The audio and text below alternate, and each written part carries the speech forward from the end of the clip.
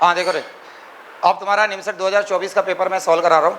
2024 का जो पेपर कल हुआ उसके लेवल की बात करें तो उसका लेवल मेरे को जो लगा, जो मैंने ऑब्जर्व किया, जैसे तुम कल एग्जाम दे के आए थे, जब तक पेपर कंपाइल नहीं हुआ था तब तक ऐसा लग रहा था कि 2024 का पेपर जो कल हुआ है वो मॉडरेट या टफ की कैटेगरी में आ रहा है। लेकिन जैसा पूरा पेपर कंपाइल हुआ तो मुझे 2022 से ऊपर 2022 से ऊपर 2024 का पेपर नहीं लग रहा है। बहुत ही आसान, क्योंकि सारे क्वेश्चन मैक्सिमम क्वेश्चन कॉपी के हैं जो मैंने करा रखा था। कहाँ कहाँ कॉपी के क्वेश्चन है, अब मैं पेपर सॉल्व कराते जा रहा हूँ और मैच कराते जाऊँगा, और तुम अपनी कॉपी से मैच करते जाना, तुम्हें मालूम पड़ जाएगा कितने क्वेश्चन में तुम्हारे। हो सकता है कि ऑल इंडिया के बहुत सारे बच्चों के लिए पेपर टफ हो, इसलिए क्योंकि पिछले साल 2023 से तुलना करें 2023 में बहुत सारे ऐसे क्वेश्चन थे जो प्रीवियस ईयर के थे, जिनकी संख्या 16 के आसपास थी। अब इस बार प्रीवियस ईयर के क्वेश्चन नहीं दिए गए। लेकिन अगर याद करो, मैंने बोला था तुम्हें क्लास में कि एनआरटी का हमेशा ये नेचर है कि इधर से लपड़ दिखा के इधर लपड़ मारेगा। लेकिन हो सकता है कि प्रीवियस ईयर के इस बार क्वेश्चन दिया है जमशेदपुर ने, तो हो सकता है इस बार प्रीवियस ईयर के क्वेश्चन ना भी थे। याद है तुम्हें? तो प्रीवियस ईयर के क्वेश्चन के भरोसे मत बैठो। जो लोग प्रीवियस ईयर क्वेश्चन के भरोसे बैठे, एक्सपेक्ट कर रहे थे पेपर वैसा आएगा, या आप प्रीवियस ईयर के कोई भी क्वेश्चन रेटिव क्वेश्चन आएंगे, चाहे आईटी के रेटिव क्वेश्चन आए मेंस के, या फिर प्रीवियस ईयर के क्वेश्चन आए, तो उन लोगों के लिए पेपर इसलिए दिक्कत वाली बात है कि वो मैच कर रहे थे कि क्वेश्चन देखे हुए सीन वाले क्वेश्चन मिले कि नहीं मिले। तुम्हें अगर याद करो तो सबसे ज़्यादा फायदा तुम्हें फेज 13 का मिला। क्यों मिला? कि फेज 13 में कई सारे क्वेश्चन आईटी एडवांस लेवल के मैंने डाल रखा था। आईटी एडवांस लेवल के कई सारे क्वेश्चन थे, किसी में 10 थे, 12 थे, मेंस के तो एडवांस लेवल क्वेश्चन थे। अब तुम उस पेपर को जब कर रहे थे तो तुम्हारे किसी के भी स्कोर 600 से ऊपर नहीं जा पा रहे थे अपने यहाँ के फेज 13 में। याद है? फेज 13 में 600, 650, फिर धीरे धीरे 650 ऊपर निकल गया। और लास्ट वाले पेपर फिर मैंने जानबूझ के टफ कराया था। लास्ट वाला जो पेपर तुम दे के गए थे टफ था, और जब टफ था वो पेपर तो उस स्कोर में 750 के ऊपर स्कोर निकल गया था तुम्हारी बैच के बच्चे का। तो 750 से ऊपर स्कोर था, क्योंकि उस पेपर में आदत हो गई थी, यूज्ड हो गया था। अब उस पेपर में जो क्वेश्चन थे वो बुक के क्वेश्चन थे ही नहीं। सारे जितने फेज 13 उनमें मैंने प्रयास किया था एक सिंगल क्वेश्चन बुक का ना हो, देखा हुआ ना हो, सीन वाले क्वेश्चन ना हो। उसके लिए तुम्हारे फेज 12 में कई सारे क्वेश्चन सीन वाले थे, प्रीवियस ईयर वाले थे। ये फेज 12 वो 2023 के हिसाब से था, और फेज 13 2024 के हिसाब से था। फायदा ये हुआ कि लास्ट डे अगर तुम टफ पेपर नहीं करके जाते, जो टफ पेपर मैंने जानबूझ के ऑर्डर में लास्ट डे डाला, और तुम एक दिन पहले ही बता दिया था कि मैं लास्ट डे, अभी इस बार सारे मैंने ऑर्डर चेंज किया है, इजी टफ और लास्ट वाले डे में टफ पेपर होगा। और जब पेपर हो गया था तो मैंने बताया कि जानबूझ के, इसलिए मैंने बताया था कि एग्जाम देने तुम जा रहे थे। एक दिन पहले मैंने फ्राइडे को बताया था कि जानबूझ के मैंने फेज 13 का टफ पेपर डाला, इसलिए डाला कि तुम अगर 100 किलो वजन उठा लेते हो तो तुम्हें यहाँ का 50 किलो वजन भी हल्का लगेगा। याद आ रहा है तुम्हें? जब पेपर तुम करके गए तो उससे क्या, तुम्हारा माइंडसेट उस स्कोर के लिए हो गया कि हम इसके ऊपर जा ही नहीं सकते। तो जब तुम्हारे मार्क्स वहाँ पे ज़्यादा नहीं खिंच रहे थे तो तुम्हें घबराहट नहीं हुई। लेकिन उल्टा सोच लो कि अगर आसान पेपर कर जाते, यहाँ मार्क्स 900 950 होते, तो अगर हाईएस्ट 950 900 होता तो जो बच्चा टफ वाले पेपर में फेज 13 में 300 400 में है, उसको हो सकता है 700 स्कोर होता। और इस पेपर में अगर वो नहीं कर पाता तो पेपर के दौरान घबरा जाता। हालांकि बड़ी बात ये कि इसके बाद भी जो पेपर आया, इसके बाद भी ये पेपर तो मेरे को आसान लग रहा था, आसान की कैटेगरी में काउंट करूंगा मैं इसको। मॉडरेट भी नहीं बोलेंगे, टफ तो बिल्कुल भी नहीं है। अगर 2023 से भी तुलना करो तो कल तक मुझे, जैसे तुम्हारा जब तक पेपर कंपाइल नहीं हुआ था और सारे ऑल इंडिया के फीडबैक देखते हुए लग रहा था कि पेपर होगा, लेकिन जब पेपर कंपाइल हुआ तो मुझे सारे क्वेश्चन, अब हो सकता है कि बहुत सारे बच्चों को पेपर टफ लग रहा हो, क्योंकि हो सकता है कि उन्होंने वो सारे क्वेश्चन नहीं करे हों जो तुमने क्वेश्चन करे। सारे क्वेश्चन मैंने करा रखे, कॉपी के क्वेश्चन है, मैं अभी क्लास में कराते जा रहा हूँ, देखना तुम कैसे क्वेश्चन उड़ाते जाओगे। और अगर पेपर टफ होता, मॉडरेट होता, तो तुम्हारे स्कोर अपने एफटी से कम आने चाहिए। लेकिन फेज 13 की जो एफटी चल रही थी, फेज 13 की, उसमें सारे लड़के अपने स्कोर कंपेरिजन करो, फेज 13 की एफटी में जो स्कोर था उससे सभी के स्कोर इस पेपर में ज़्यादा आए हैं। सारे के स्कोर ज़्यादा हैं। फेज 13 के सारे स्कोर ले लो 13 फेज के, और इसमें देखो स्कोर ज़्यादा है। तो कल जो तुम्हारी आंसर की आएगी मैच कर लेना। तो सबसे बड़ी बात ये कि तुम लोगों ने जो 2024 का पेपर है बहुत अच्छा गया, सबका बहुत अच्छा पेपर रहा, और सब फोड़ फड़ गया हो, तो अपने लिए एक बार ताली बजा लो तुम लोग।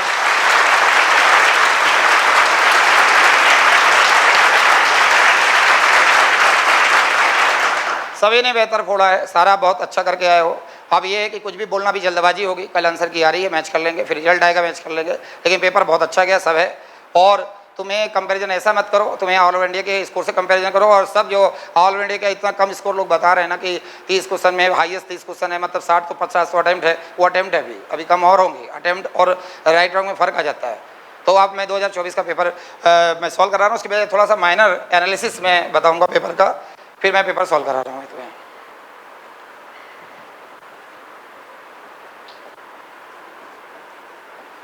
निमसट 2024 के पेपर की बात करें जो कल हुआ था, उसमें एक कट ऑफ स्कोर की बात करें कि कहाँ तक सिलेक्शन हो जाएगा, कल वैसे आंसर किया जाएगा। कुछ भी कहना, मैंने बताया ना जल्दबाजी होगी, फिर भी आंसर किया आने के बाद मैं ये भी कंपेरिजन करके बता दूंगा कि पिछले साल की तुलना में त्रिची, सूरत कल, Warangal, general, OBC, WS, SC में कहाँ क्लोज हो रहा, कहाँ बंद हो रहा, सब मैं बताऊंगा।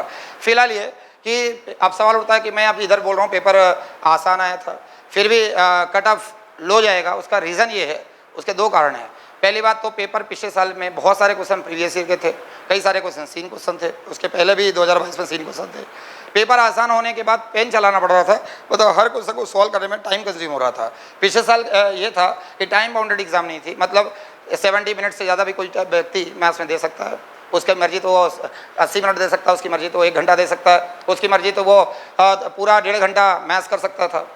पिछले बार ऐसा कोई बाउंडेशन नहीं था, इस बार बाउंडेशन था कि 70 मिनट्स में मैथ छोड़ना मतलब छोड़ना। तो ये मेजर डिफरेंस आएगा कि पिछले बार कई सारे बच्चे जिनको रीजनिंग या कंप्यूटर इंग्लिश में दिक्कत है वो मैथ्स के क्वेश्चन को करके अटेम्प्ट करना बढ़ा पाए थे, लेकिन इस बार क्या टाइम बाउंडेड एग्जाम थी। तो टाइम बाउंडेड होने के कारण क्या था कि 70 मिनट में जितना करना उतना करना, और हर क्वेश्चन में जब पेन चलाना पड़ रहा है और हमें वहाँ पे एग्जाम का एटमॉस्फेयर, साधारण क्वेश्चन, आसान क्वेश्चन भी ड्यू टू फियर वो टफ लगने लगते हैं, और हम बार बार वेरीफाई करते हैं कि हमारा ये आंसर आएगा कि नहीं आएगा, और टाइम कहाँ चला जाता पता नहीं पड़ता। फिर पेपर हमारा एक्सपेक्टेशन रहता है कि हम 2023 या 22 से कहीं ना कहीं किसी कोने में पड़ा हुआ कि कुछ सीन वाले प्रीवियस ईयर के क्वेश्चन मिल जाएंगे देखने को, और नहीं मिले तो कहीं ना कहीं वहाँ 10 मिनट 15 मिनट जो माइंड सेट करने में लग जाता है, उस माइंड को सेट करने के वापस रिकवर करने में जो टाइम लगता है वो भी काउंट होता है। जैसे पिछले बार 2023 के पेपर टफ होने के बाद भी सीन वाले क्वेश्चन मिल गए, प्रीवियस ईयर के क्वेश्चन मिल गए, तो 10-15 क्वेश्चन में जो टेकअप हो गया उनका, 10-15 क्वेश्चन जो फ्लो बन गया वो फ्लो उनको काम आया। अभी तुम्हारा फ्लो नहीं बनने में टाइम लगा, तो ये अंतर रहेगा, इसलिए कट ऑफ स्कोर थोड़ा सा लो जाएगा। दूसरी बात ये कि तो तुम्हें इस बात को ध्यान रखना, पिछले बार जो सीट्स थी 913, इस बार जो सीट्स है वो 1033 सीटें हो गई, तो इसका बहुत ज़्यादा बेनिफिट मिलने वाला है। फिलहाल ये कि रीजनिंग वाले सेक्शन में चूँकि 10 मिनट तक कम टाइम मिल गया, ये भी एक बहुत बड़ा कारण होगा स्कोर लो जाने का। पिछले बार रीजनिंग के लिए 40 मिनट्स हर बच्चे के लिए अलाउटेड था, चाहे तो ज़्यादा भी दे सकता था इंग्लिश के क्वेश्चन को छोड़ के।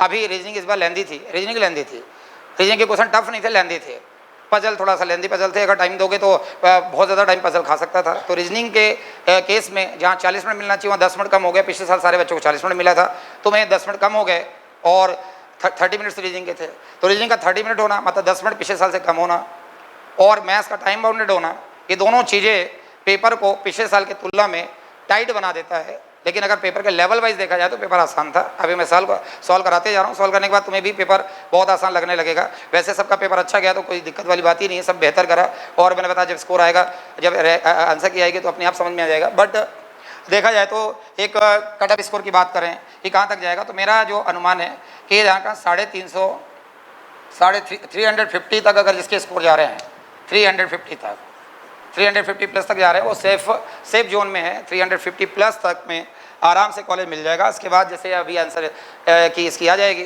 तो त्रिची, सूरत कल, वारंगल कहाँ कितने में टेंटेटिव पिछले साल क्लोज हुआ था, इस साल क्लोज होगा, मैं एक अलग सिलेक्शन लेकर समझाऊंगा मैं, क्योंकि त्रिची की पहली सीट ही अपनी अकेडमी से भरी थी और लास्ट सीट भी अपनी अकेडमी की सीट भरी। सूरत कल की पहली सीट अपने यहाँ से स्टार्ट हुई थी, लास्ट सीट भी अपने यहाँ से बंद हुई। तो ये 350 प्लस स्कोर सेफ जोन में कह सकते हो, और कोई बड़ी बात नहीं कि 300 में भी कॉलेज मिल जाए। जब मैंने बोला पेपर आसान है फिर भी इतने कम स्कोर, मैं इसलिए बोल रहा हूँ कि दो चीज़ें इसमें वर्क कर रही है, तो टाइम बाउंडेड होना, दूसरा रीजनिंग का टाइम कम होना, और पेपर में कई सारे सीन और प्रीवियस ईयर के क्वेश्चन को ना होना जो आधे लोग परसेप्शन बना के गए थे। तो और दूसरी चीज़ें सीटें का ज़्यादा होना, अगर सीट ज़्यादा है तो कम स्कोर पे भी वो कॉलेज अलॉट हो जाएगा। मान लो अभी सीट और 200-250 सीटें कम हो जाती तो फिर कट ऑफ स्कोर और हाई जाता, क्योंकि उसमें कॉलेज मिलने के चांसेस कम हो जाते हैं। लेकिन सीटें चूँकि तुम्हारी बढ़ गई, 200 के आसपास सीटें बढ़ गई, तो वो चीज़ें भी काउंट हो रही है। इसलिए मैंने बताया कि तुम्हारा 350 प्लस में तो ये समझ लो कि बहुत ही सेफ जोन में हो, बहुत ही ज़्यादा। लेकिन अगर 300 में भी कॉलेज मिल जाए तो कोई बड़ी बात नहीं होगी, लेकिन 350 प्लस में तो बिल्कुल सेफ जोन में हो, कोई दिक्कत वाली बात नहीं है। और बाकी जो है आंसर की आएगी तो सारे स्कोर सबको अपनी अकेडमी के पता ही है, सारे बहुत बेहतर स्कोर आया, ऐसा स्कोर आया कि बहुत बेहतर पेपर गया। और वो जब मैंने बताया कोई भी बात बोलना भी जल्दबाजी होगी, अभी आंसर किया जाए, रिजल्ट्स आ जाए तो सब बेहतर होगा। फिलहाल अभी हम पेपर पे कॉन्सेंट्रेट करते हैं। देखो ये सारे क्वेश्चन मेमोरी बेस्ड थे जो तुम लोगों ने दिया, हो सकता है कुछ डेटा में मिसरीड हो या कुछ डेटा में एरर भी हो, क्योंकि अभी तुमने मेमोरी बेस्ड जो भी क्वेश्चन दिया उसके आधार पर करा रहा हूँ मैं, तो देखते जाना। पहला क्वेश्चन था, और अलग अलग पेपर में अलग अलग हो सकता है, लेकिन पहला क्वेश्चन ये समझो जरा, cos x = cos y, sin x = sin y, then find the value of x - y। तो यहाँ पे स्टेटमेंट दे रखा cos x = cos y, x - y निकालना, तो कुछ नहीं करना, cos x - y का फार्मूला लगा दिया। cos x - y cos a - b का formula cos into cos b, cos x into क्या जाएगा cos y plus sine x into sine y हो जाएगा। अब हमें इसने दे रखा है कॉस वाई, और कॉस वाई की वैल्यू क्या है कॉस एक्स, तो क्या हो जाएगा कॉस स्क्वायर एक्स, और साइन वाई की साइन एक्स तो क्या जाएगा साइन स्क्वायर एक्स, तो इसकी वैल्यू क्या आ जाएगी 1। तो ध्यान रखना कॉस एक्स माइनस वाई की वैल्यू क्या है 1, तो एक्स माइनस वाई बराबर क्या जाएगा। अब 1 में कितना सारे इवन मल्टीपल पाई में 1 चलता है, और कॉस में ऑड मल्टीपल पाई क्या होता है -1, तो ये हो जाएगा क्या हो जाएगा 2n पाई, तो 2n पाई इसका आंसर है। समझ में आ रहा है। अब कहाँ बिल्कुल लल्लू क्वेश्चन है, ये बहुत सिंपल सा क्वेश्चन है। ऐसे सारे क्वेश्चन मैं बताते जा रहा हूँ, मैं कोई भी क्वेश्चन में दिमाग लगना नहीं है। एडवांस का जब क्वेश्चन एक मैंने कराया था उसमें बीच में स्टेप आई थी। एडवांस का जब मैं क्वेश्चन करा रहा था तो बीच में एक स्टेप ये वाली आई थी cos x minus cos y में एक स्टेप थी। तो कुल मिला के ये बहुत ही सिंपल क्वेश्चन था। तो 2n पाई कौन सा डी आंसर था। मैं फटाफट थोड़ा सॉल्व करते जा रहा हूँ, टाइम लगेगा ज़्यादा। अब ये क्वेश्चन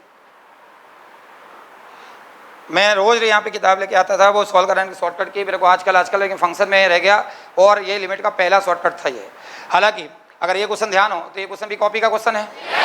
कॉपी में क्वेश्चन कराया था, अगर तुम्हें ध्यान हो कि ये लिमिट एक्स टेंड्स टू 0, याद आ रहा है limit x tends to 0 a to power x plus b to power x plus c to power x divide by 3 1/x, याद आ रहा है। उसका आंसर था a b c की पावर 1/3।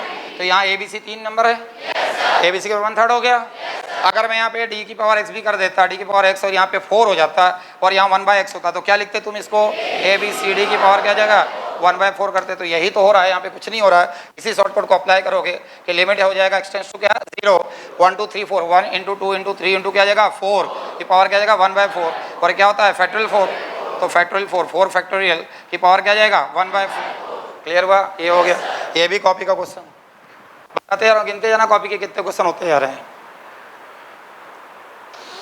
ये भी कॉपी का क्वेश्चन, एक्सपोनेंशियल का 7वां क्वेश्चन है। तुम कॉपी में एक्सपोनेंशियल का 7th नंबर क्वेश्चन खोलोगे, तुम्हें कॉपी मिल जाएगा 7th 8th जो भी है। अगर याद करो ये क्वेश्चन क्या था वो बता रहा हूँ।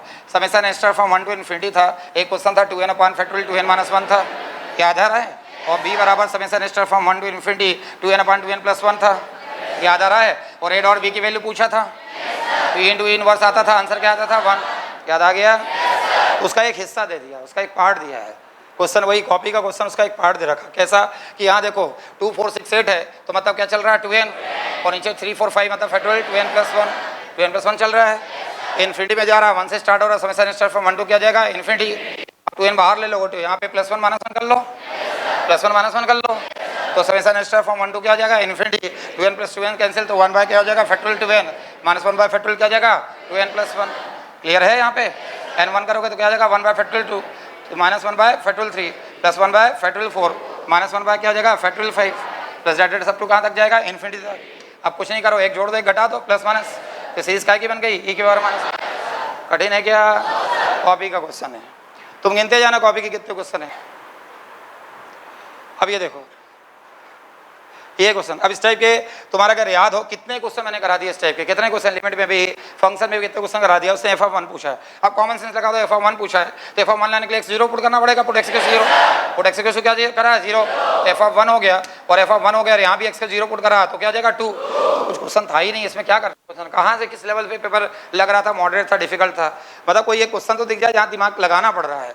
सारे कॉपी के क्वेश्चन, ये भी कॉपी का क्वेश्चन था ये क्वेश्चन। अब ट्रिग्नोमेट्री किस लेवल पे पढ़ा दिया मैंने, किस लेवल पे हार्ड एडवांस तक पहुंच गया ट्रिग्नोमेट्री में।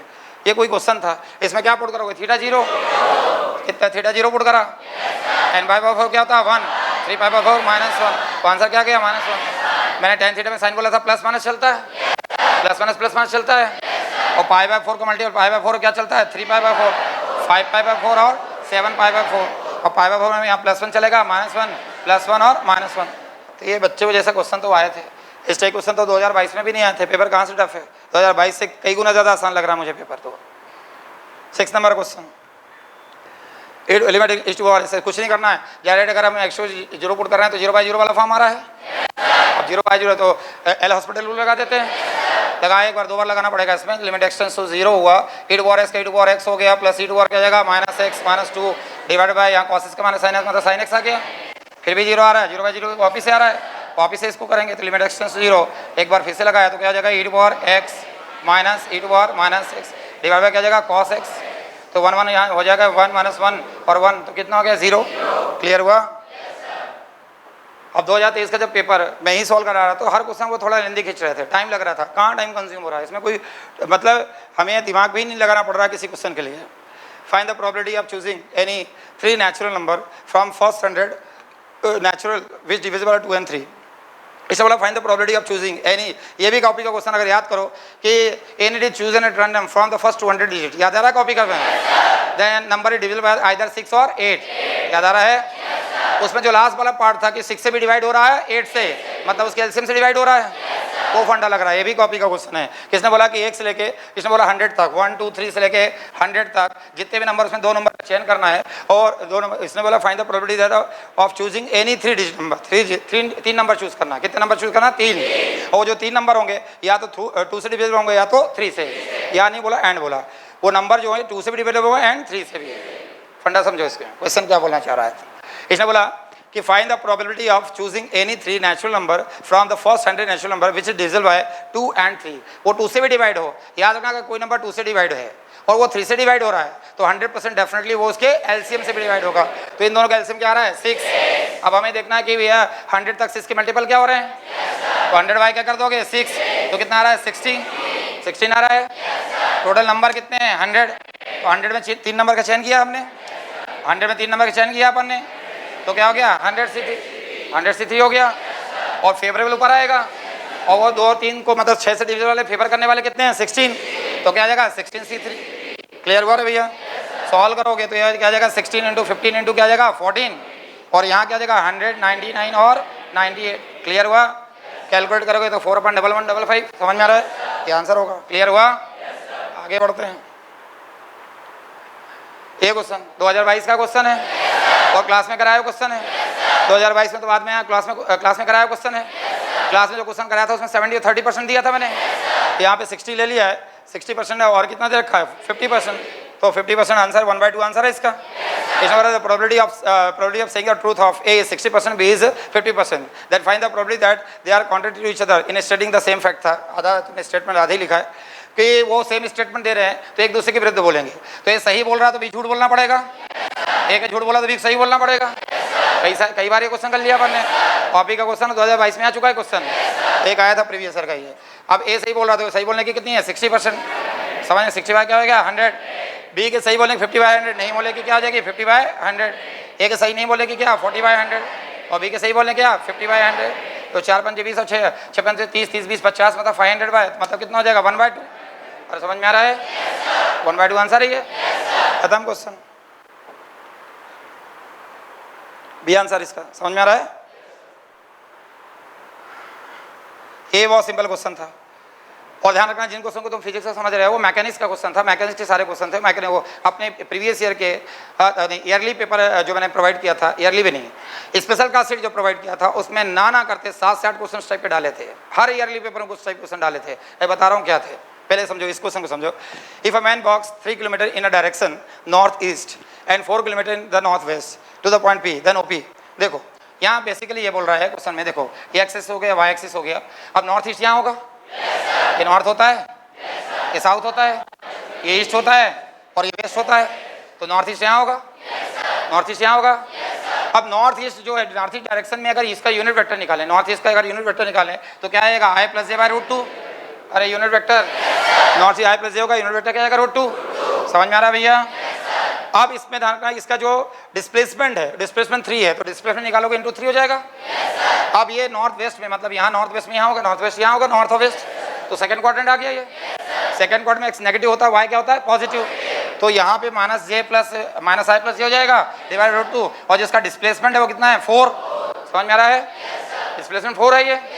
अब ये ट्रायंगल ऑफ प्रॉपर्टी लगा दोगे तो कुछ नहीं करना है, इसको ओपी वेक्टर निकालोगे। जब ओपी वेक्टर निकालोगे तो इसको ये टोटल डिस्प्लेसमेंट हो जाएगा। टोटल डिस्प्लेसमेंट कितना किया पार्टिकल ने? टोटल डिस्प्लेसमेंट जो पार्टिकल ने किया वो कितना किया? समझ में आ रहा है? ट्रायंगल ऑफ प्रॉपर्टी लगाओगे तो टोटल डिस्प्लेसमेंट में कुछ नहीं करना, इन दोनों को ऐड करोगे तो I + j 3 टाइम्स ऑफ, मतलब 3i 1/√2 बाहर ले लो। समझ में आ रहा है? 1/√2 बाहर ले लो तो कितना हो जाएगा? 3i + 3j, 3i + 3j minus 4i plus क्या जाएगा? 4j। क्लियर हुआ?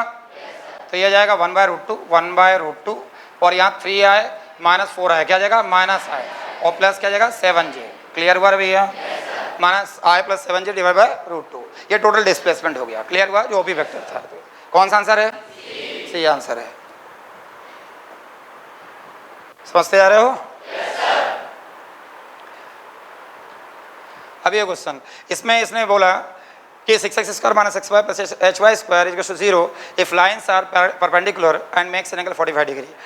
देन एच की वैल्यू पूछा है, दो कंडीशन दे रखा है, लाइन्स परपेंडिकुलर है तो हमें पता है अगर लाइन्स परपेंडिकुलर है तो ए प्लस बी इक्वल टू 0 होता है, मतलब 6 प्लस एच इक्वल टू क्या जाएगा 0, तो एच की एक वैल्यू क्या आ गई -6, एक वैल्यू -6 आ गई। प्रॉब्लम क्या -6 सारे ऑप्शन दे रखा है, अब एच की एक वैल्यू -6 आ गई, दूसरी वैल्यू निकालेंगे तो एक तो -6 पड़े रहने दो, यहाँ पे दूसरी वैल्यू निकालने के लिए इसने बोला एंगल 45 डिग्री है, तो angle between the pair of straight line tan theta बराबर क्या होता है 200 h square minus a b divide by a plus b. Clear हुआ? ए प्लस बी tan 45 क्या 45 रख दोगे, tan 45 क्या जगह 1 200 h स्क्वायर, h मतलब 1/2 1/2 मतलब क्या जगह 1/4 माइनस क्या है ए बी, ए 6 है तो क्या जाएगा 6h, समझ में आ रहा है, divided by 6h square minus a b plus हो जाएगा s square minus a b, अब माइनस ही रहेगा 1/4 माइनस क्या जाएगा 6h डिवाइड ए प्लस बी मतलब क्या जाएगा 6 प्लस h। क्लियर हुआ? अब इसको एलसीएम ले लो तो कुछ मत करना, 1 इक्वल टू 200 ऑफ, अब एलसीएम लोगे 6 4 से 24 मतलब 1 माइनस कितना हो जाएगा 24h, अरे हो जाएगा डिवाइड बाय क्या जाएगा ये 2 से 2 कैंसिल हो जाएगा, ये 2 हटा दिया, समझ में आ रहा है क्या हो रहा है, डिवाइड बाय क्या जाएगा 6 प्लस h। क्लियर हो गया? कुछ नहीं करना, क्रॉस मल्टीप्लाई कर लेना, तो यहाँ पे जाएगा 6 प्लस h का क्या जाएगा 6 प्लस h का क्या जाएगा होल स्क्वायर इक्वल टू कितना हो जाएगा 1 माइनस 24h। क्लियर हुआ? चाहे ऑप्शन उठा के वैल्यू पुट कर लो, h की वैल्यू निकाल लेना, -1 -35 आएगा, समझ, तो -35 आंसर में दे रखा है ये, और -6 पहले निकाल लिया था अपन, ये आंसर है। क्लियर हुआ? चलो आगे बढ़ो। अब ये क्वेश्चन सवाल ही नहीं करना था, देख के टिक करना था। इसने बोला कि विच इज ट्रू, ट्रू बताना है, ट्रू क्या है, इस टाइप की कोई प्रॉपर्टी होती है क्या जैसे दे रखा है, नहीं होती है, ये भी है वैलिड ही नहीं है, 0.3 e⁻x², 0.5 e⁻x², यही नहीं। अब इसमें देखो if f(x) is continuous in interval a, b, closed interval दे रखा है, f(x) is continuous in closed interval a, b, then d/dx। हमें पता है integration reverse process of differentiation है, अगर इस लिमिट के अंदर इसको डिफरेंशिएट कर रहे हैं और वैल्यू f(x) आ रही है, ध्यान समझना, इसने बोला कि इस लिमिट के अंदर इसको डिफरेंशिएट कर रहे हैं फंक्शन को, वैल्यू क्या आ रही है f(x), मतलब f(x) जो है a से b के बीच में डिफरेंशिएबल है, नहीं ये बात समझ में? अगर इंटीग्रेशन रिवर्स प्रोसेस ऑफ क्या है डिफरेंशिएशन, अगर इसको डिफरेंशिएट कर रहे हैं तो वैल्यू f(x) आ रही है, इसका मतलब ये है कि इस लिमिट a और b के बीच में फंक्शन f(x) क्या है डिफरेंशिएबल, और हमें अच्छे से पता है कोई फंक्शन अगर किसी लिमिट के अंदर डिफरेंशिएबल है तो बट ऑब्वियस हो क्या होगा कंटिन्यूअस, तो ये कंटिन्यूअस हो गया, समझ में आ रहा है, ये लॉजिक था। कुछ करना था क्या? कई बार मैंने बताया कि तुम थर्ड फ्लोर में आ गए तो सेकंड तो बाय डिफॉल्ट क्रॉस कर लिया तुमने, याद है? मैंने लिमिट को बोला था फर्स्ट फ्लोर है, कंटिन्यूटी को क्या बोला था सेकंड फ्लोर, और डिफरेंशिएबिलिटी को क्या बोला थर्ड फ्लोर। तो कोई बच्चा अगर थर्ड फ्लोर में खड़ा है तो उससे पूछने की जरूरत नहीं कि तुम सेकंड आए थे कि नहीं, सेकंड होके ही थर्ड आया होगा, समझ में आ रहा है? तो थर्ड फ्लोर में जा चुका तो सेकंड में तो बाय डिफॉल्ट जा चुका है वो। क्लियर हुआ? यस, इसका लॉजिक था। सारी चीज कंसेप्ट से करोगे देखते ही से टिक हो जाएगा सी आंसर, क्योंकि इसने बोला पी ए, तो इसको अगर लिखेंगे तो पी ए माइनस क्या जाएगा पी इंटरसेक्शन बी, समझ में आ रहा है, इंटरसेक्शन बी, और प्लस क्या जाएगा यूनियन मतलब क्या जाएगा प्लस पी बी माइनस क्या जाएगा पी इंटरसेक्शन बी, अरे होगा? तो फाइनली जो क्या जाएगा पी ए फाइनली जो होगा क्या जाएगा P A plus P B minus twice of P intersection B, हो जाएगा? अरे P intersection B P intersection 2 times of जाएगा, आंसर कौन सा आंसर है सी। क्लियर?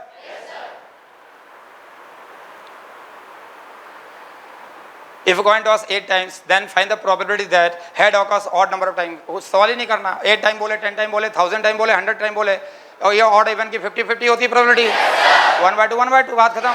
तो आंसर 1/2 का सॉल्व क्यों करेंगे, 1/2 हजारों बार बता दिया। बायनोमियल डिस्ट्रीब्यूशन का क्वेश्चन है, बायनोमियल डिस्ट्रीब्यूशन इस टाइप के बहुत सारे क्वेश्चन करे अपन ने कि इवन ऑड है कि ऑड, क्योंकि दोनों घटनाएं कैसी है म्यूचुअली एक्सक्लूसिव, हेड आएगा तो टेल नहीं आएगा, टेल आएगा तो हेड नहीं आएगा, और हमें पता है हेड टेल आने घटना म्यूचुअली एक्सक्लूसिव है, तो दोनों की प्रोबेबिलिटी का सम क्या आएगा 1, तो पी ए बराबर पी एच को 1 माइनस पी ए नॉट हो जाएगा, इवन आने की ऑड आने की दोनों की क्या हो जाएगी सेम 50-50, तो डजंट मैटर 8 टाइम्स टॉस किया 10 टाइम्स होता 1000 टाइम्स होता तो भी 1/2 आता। मेथड से सॉल्व करना तो कुछ नहीं करना, if a coin toss 8 time, formula तुम्हें याद अगर याद हो फार्मूला समझो, formula P X equals to R का, P X equals to R का जो फार्मूला है बायोमेट्री में क्या होगा एनसीआर, और पी को अगर सक्सेस की प्रोबेबिलिटी मारो और क्यू को फेल्यूर की, एनसीआर क्यू की पावर क्या जाएगा n minus r, P to r होता है। अब इसने बोला ऑड नंबर ऑफ टाइम बोला, ऑड नंबर ऑफ टाइम बोला ना, ऑड 8 कॉइन में ऑड नंबर ऑफ टाइम क्या जाएगा 1 3 5 और 7, या तो 8 में से एक बार आ जाए 8 से 1 1/2 की पावर 1 8 - 1 7 हो जाएगा, और 1/2 की पावर क्या जाएगा 1, तो देखा जाए दोनों जगह 1/2 है, तो फाइनली क्या जाएगा 1/2 की पावर 8, तो डायरेक्ट लिखते जा रहा हूँ मैं, समझ में आ रहा है। प्लस क्या जाएगा 8C3 1/2 की पावर क्या जाएगा 8, प्लस क्या जाएगा 8C5 1/2 की पावर क्या जाएगा 8, प्लस क्या जाएगा 8C7 1/2 की पावर क्या जाएगा 8। क्लियर हुआ? चाहे तो 1/2 की पावर 8 बाहर निकाल लो, और यहाँ पे क्या है 8 प्लस 8C3 क्या होता है 56, 8C5 क्या हो रहा है 56, समझ में आ रहा है। 8C7 क्या हो जाता है 8 डिवाइड 2 to power 7, समझ में आ रहा है। तो यहाँ पे ऊपर आ रहा है 2 to power 7 128 आ रहा है, ऊपर ऐड करोगे तो 128 आ रहा है, नीचे कितना आ रहा है 256 आ रहा है, ये 2 की पावर 7 है और नीचे क्या है 2 की पावर 8, तो क्या जाएगा 1/2। क्लियर हो गया? कठिन है क्या? तो बहुत सिंपल था, लेकिन डायरेक्ट करना था, इसको सॉल्व करना था। और ये बाइनोमियल थ्योरम में कितने बार ये क्वेश्चन करा दिया, ये सड़ा सा क्वेश्चन दे रखा था, डायग्राम बनाओ आंसर लाओ, सॉल्व ही नहीं करना। वैसे डायग्राम में ध्यान रखना चाहिए था कि हाइपरबोला में उसने हाइपरबोला को इस ढंग से दे रखा -x² बाय, ध्यान समझो, इसने बोला -x² बाय 16 -x² बाय क्या है 16 plus y² by 9 = 1, minus sine का मल्टीप्लाई करोगे तो x² बाय क्या जाएगा 16 माइनस y² बाय 9 = क्या जाएगा -1। पहले दोनों का अलग अलग बना लो तो समझने में आसानी होगी। और इलिप्स ये दे रखा है, अब इलिप्स में अगर सेंटर की बात करें तो सेंटर 0,4 है, तो इस इलिप्स का सेंटर 0,4 है, तो ये 0,4 सेंटर करने के लिए यहाँ से यहाँ तक समझना, ये 0,4 यहाँ कहीं आएगा, आएगा 0,4। अब मैं हाइपरबोला को अलग बना रहा हूँ ताकि तुम्हें ध्यान समझना है, ये कॉन्जुगेट हाइपरबोला है, 2 टाइप के हाइपरबोला होते हैं यहाँ, ट्रांसवर्स और कॉन्जुगेट। कॉन्जुगेट हाइपरबोला है, अरे माइनस है वहाँ पे, कॉन्जुगेट हाइपरबोला है। अब यहाँ पे देखो वर्टेक्स इसका देखो है, इसके वर्टेक्स यहाँ पे क्या रहा है 4,0, वर्टेक्स इसके कितना आ रहे हैं 4,0 है वर्टेक्स, तो ये कॉन्जुगेट हाइपरबोला ऐसा बन रहा है, ये कॉन्जुगेट हाइपरबोला ऐसा बनता है।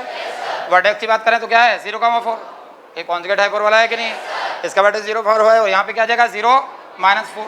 अब इस हाइपरबोला के इंटरसेक्शन पॉइंट बोल रहा है, तो ये हाइपरबोला का जो अपर फ्लैप है ये यहाँ जा रहा है, ये पूरा यहाँ से समझ में आ रहा है, और नीचे वाला यहाँ से जा रहा है 0 -4। अरे क्लियर हुआ?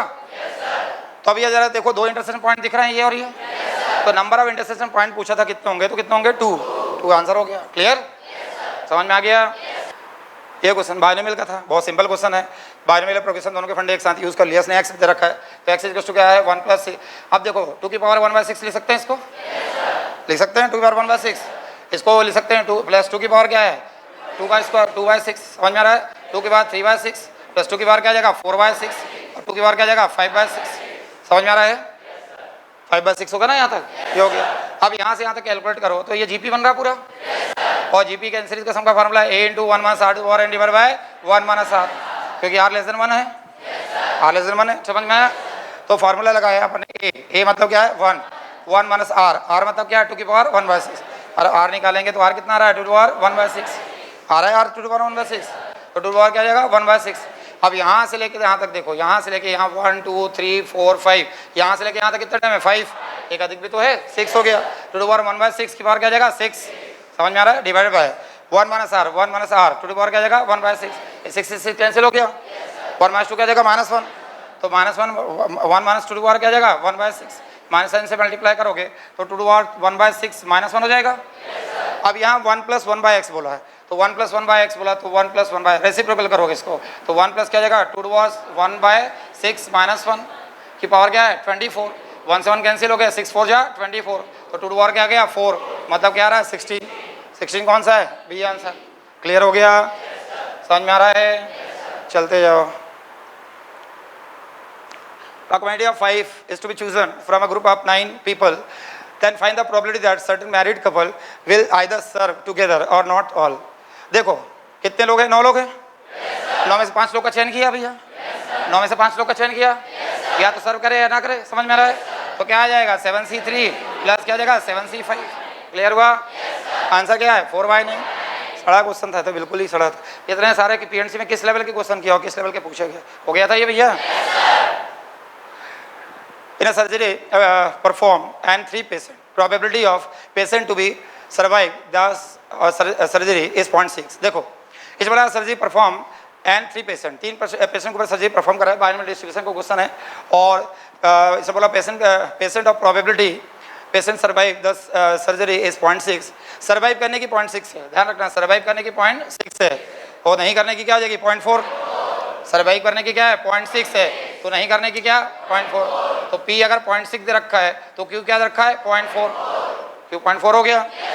Then find the probability the exactly 2 patient, exactly 2, वही फार्मूला Px = R, समझ में आ रहा है, NCR, Q to R N - R, P to R, exactly 2 बोला, मतलब Px = क्या जाएगा 2, आउट ऑफ 3 पेशेंट 2 पेशेंट 3 से 2, समझ में आ रहा है। Q कितना है निकाला 0.4 की पावर 1 और 0.6 की पावर क्या जाएगा 0.6 पावर 2, क्लियर हुआ। 3 से 2 क्या जाएगा 3 × 0.4 × क्या जाएगा 0.36, क्लियर हुआ। कैलकुलेट करोगे तो कितना आ रहा है 0.432, यही आ रहा है 0.432 आंसर इसका। और मैंने इसलिए बोला था बायनोमियल के अलावा देखना मत, पॉइजन डिस्ट्रीब्यूशन नॉर्मल और पीडीएफ बना कर दिया था। बायनोमियल डिस्ट्रीब्यूशन, बायनोमियल में जिस लेवल के तुमने क्वेश्चन किए, क्या क्वेश्चन आया था, बिल्कुल सिंपल, ये क्वेश्चन क्लास में कराया था याद हो। ये सारे क्वेश्चन कॉपी के, अभी तक सारे के सारे क्वेश्चन कॉपी के हैं, ये ध्यान रखा, कॉपी के बाहर कोई क्वेश्चन नहीं गया। पैटर्न की पूरे, जैसे वो पैटर्न है जिस लेवल के क्वेश्चन किया कॉपी से मिलता जुलता है। अपन याद करो, थीसिस टू बोलोगे सर कॉपी का कैसे, याद करो, मैंने बोला था एक फैमिली में 5 चिल्ड्रन है और 2 बॉयज और 3 गर्ल्स है, याद आया क्या। और उसमें 2 केस बताया था कि नो बॉयज होना चाहिए आउट ऑफ चिल्ड्रन, याद आ गया। तो इसी टाइप का तो क्वेश्चन था, इसी टाइप के मैक्सिमम क्वेश्चन थे, क्वाइन और डाई वाले इसी टाइप क्वेश्चन थे। ये तो एग्जैक्टली क्लास में कराया था क्वेश्चन, अभी ये 7-8 दिन पहले ही क्लास में कराया था मैंने, बल्कि 4 दिन पहले कराया था क्वेश्चन, ये पहले भी कराया था क्लास में, बाद में भी कराया था। देखो अब पाई स्क्वायर की वैल्यू मैंने उस दिन रटाया था, तुम्हें क्या बोला था 9.8, 3.14 का डबल, और तुम्हें डाटा भी था एग्जैक्टली वैल्यू के लिए, याद आ रहा है। ये इसीलिए डाटा था, अब याद रह गया, क्वेश्चन आ गया। अब यहाँ पे पाई स्क्वायर के 9.8 है, अब 9.8 की ग्रेटेस्ट वैल्यू क्या आ जाएगी 9, अब वहाँ क्या है -9.8, इसकी ग्रेटेस्ट वैल्यू क्या आएगी -10, क्लियर हुआ। बस खत्म है क्वेश्चन, कोई जमीनी क्वेश्चन में fx = cos ऑफ, यहाँ पे क्या जाएगा 9x प्लस यहाँ पे क्या जाएगा cos 10x, क्लियर। पूछा क्या π/2 पे, π/2 पे निकाल लो, π/2 पे, तो cos of 9 × π/2 plus cos of 10 × क्या जाएगा π/2, अरे क्लियर हुआ। cos ऑड मल्टीप्लाई क्या है 0, 2 5 जा cos 5 क्या जाएगा -1, ऑड मल्टीपल में क्या है -1, cos हमें पता है कि n पाई क्या हो जाता है -1, ऑड मतलब पाई में, समझ में आ रहा है। cos ऑड मल्टीपल ऑफ पाई क्या हो जाता है -1, और cos इवन मल्टीपल पाई क्या होता है +1, तो ऑड में क्या आएगा -1, तो -1 आंसर है, ये आंसर है, क्लियर।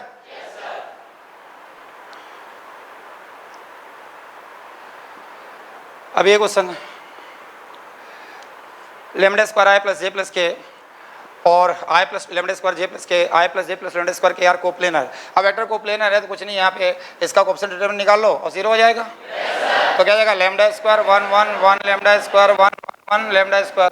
कितने सारे क्वेश्चन कर चुके हैं इस फॉर्म में, कॉपी में कितने क्वेश्चन करा दिया, बहुत सारे क्वेश्चन करा इस फॉर्म में। हर बार मतलब हर बार लगभग देखा जाए तो 22 वाले पेपर का बहुत सारे पैटर्न इसमें रिपीट है, पैटर्न की बात कर रहा हूँ, और 23 की पैटर्न रिपीट है, पैटर्न रिपीट है। कोप्लेनर वाला क्वेश्चन 23 में भी था, 22 में भी था, ये दे दिया। उससे क्या फर्क पड़ता है कि उसने एग्जैक्ट वैल्यू दिया नहीं दिया। फिर एक लाइन वाला क्वेश्चन भी आएगा कि सेम डायरेक्शन में है कि नहीं, वो 2022 में क्वेश्चन था वो वाला।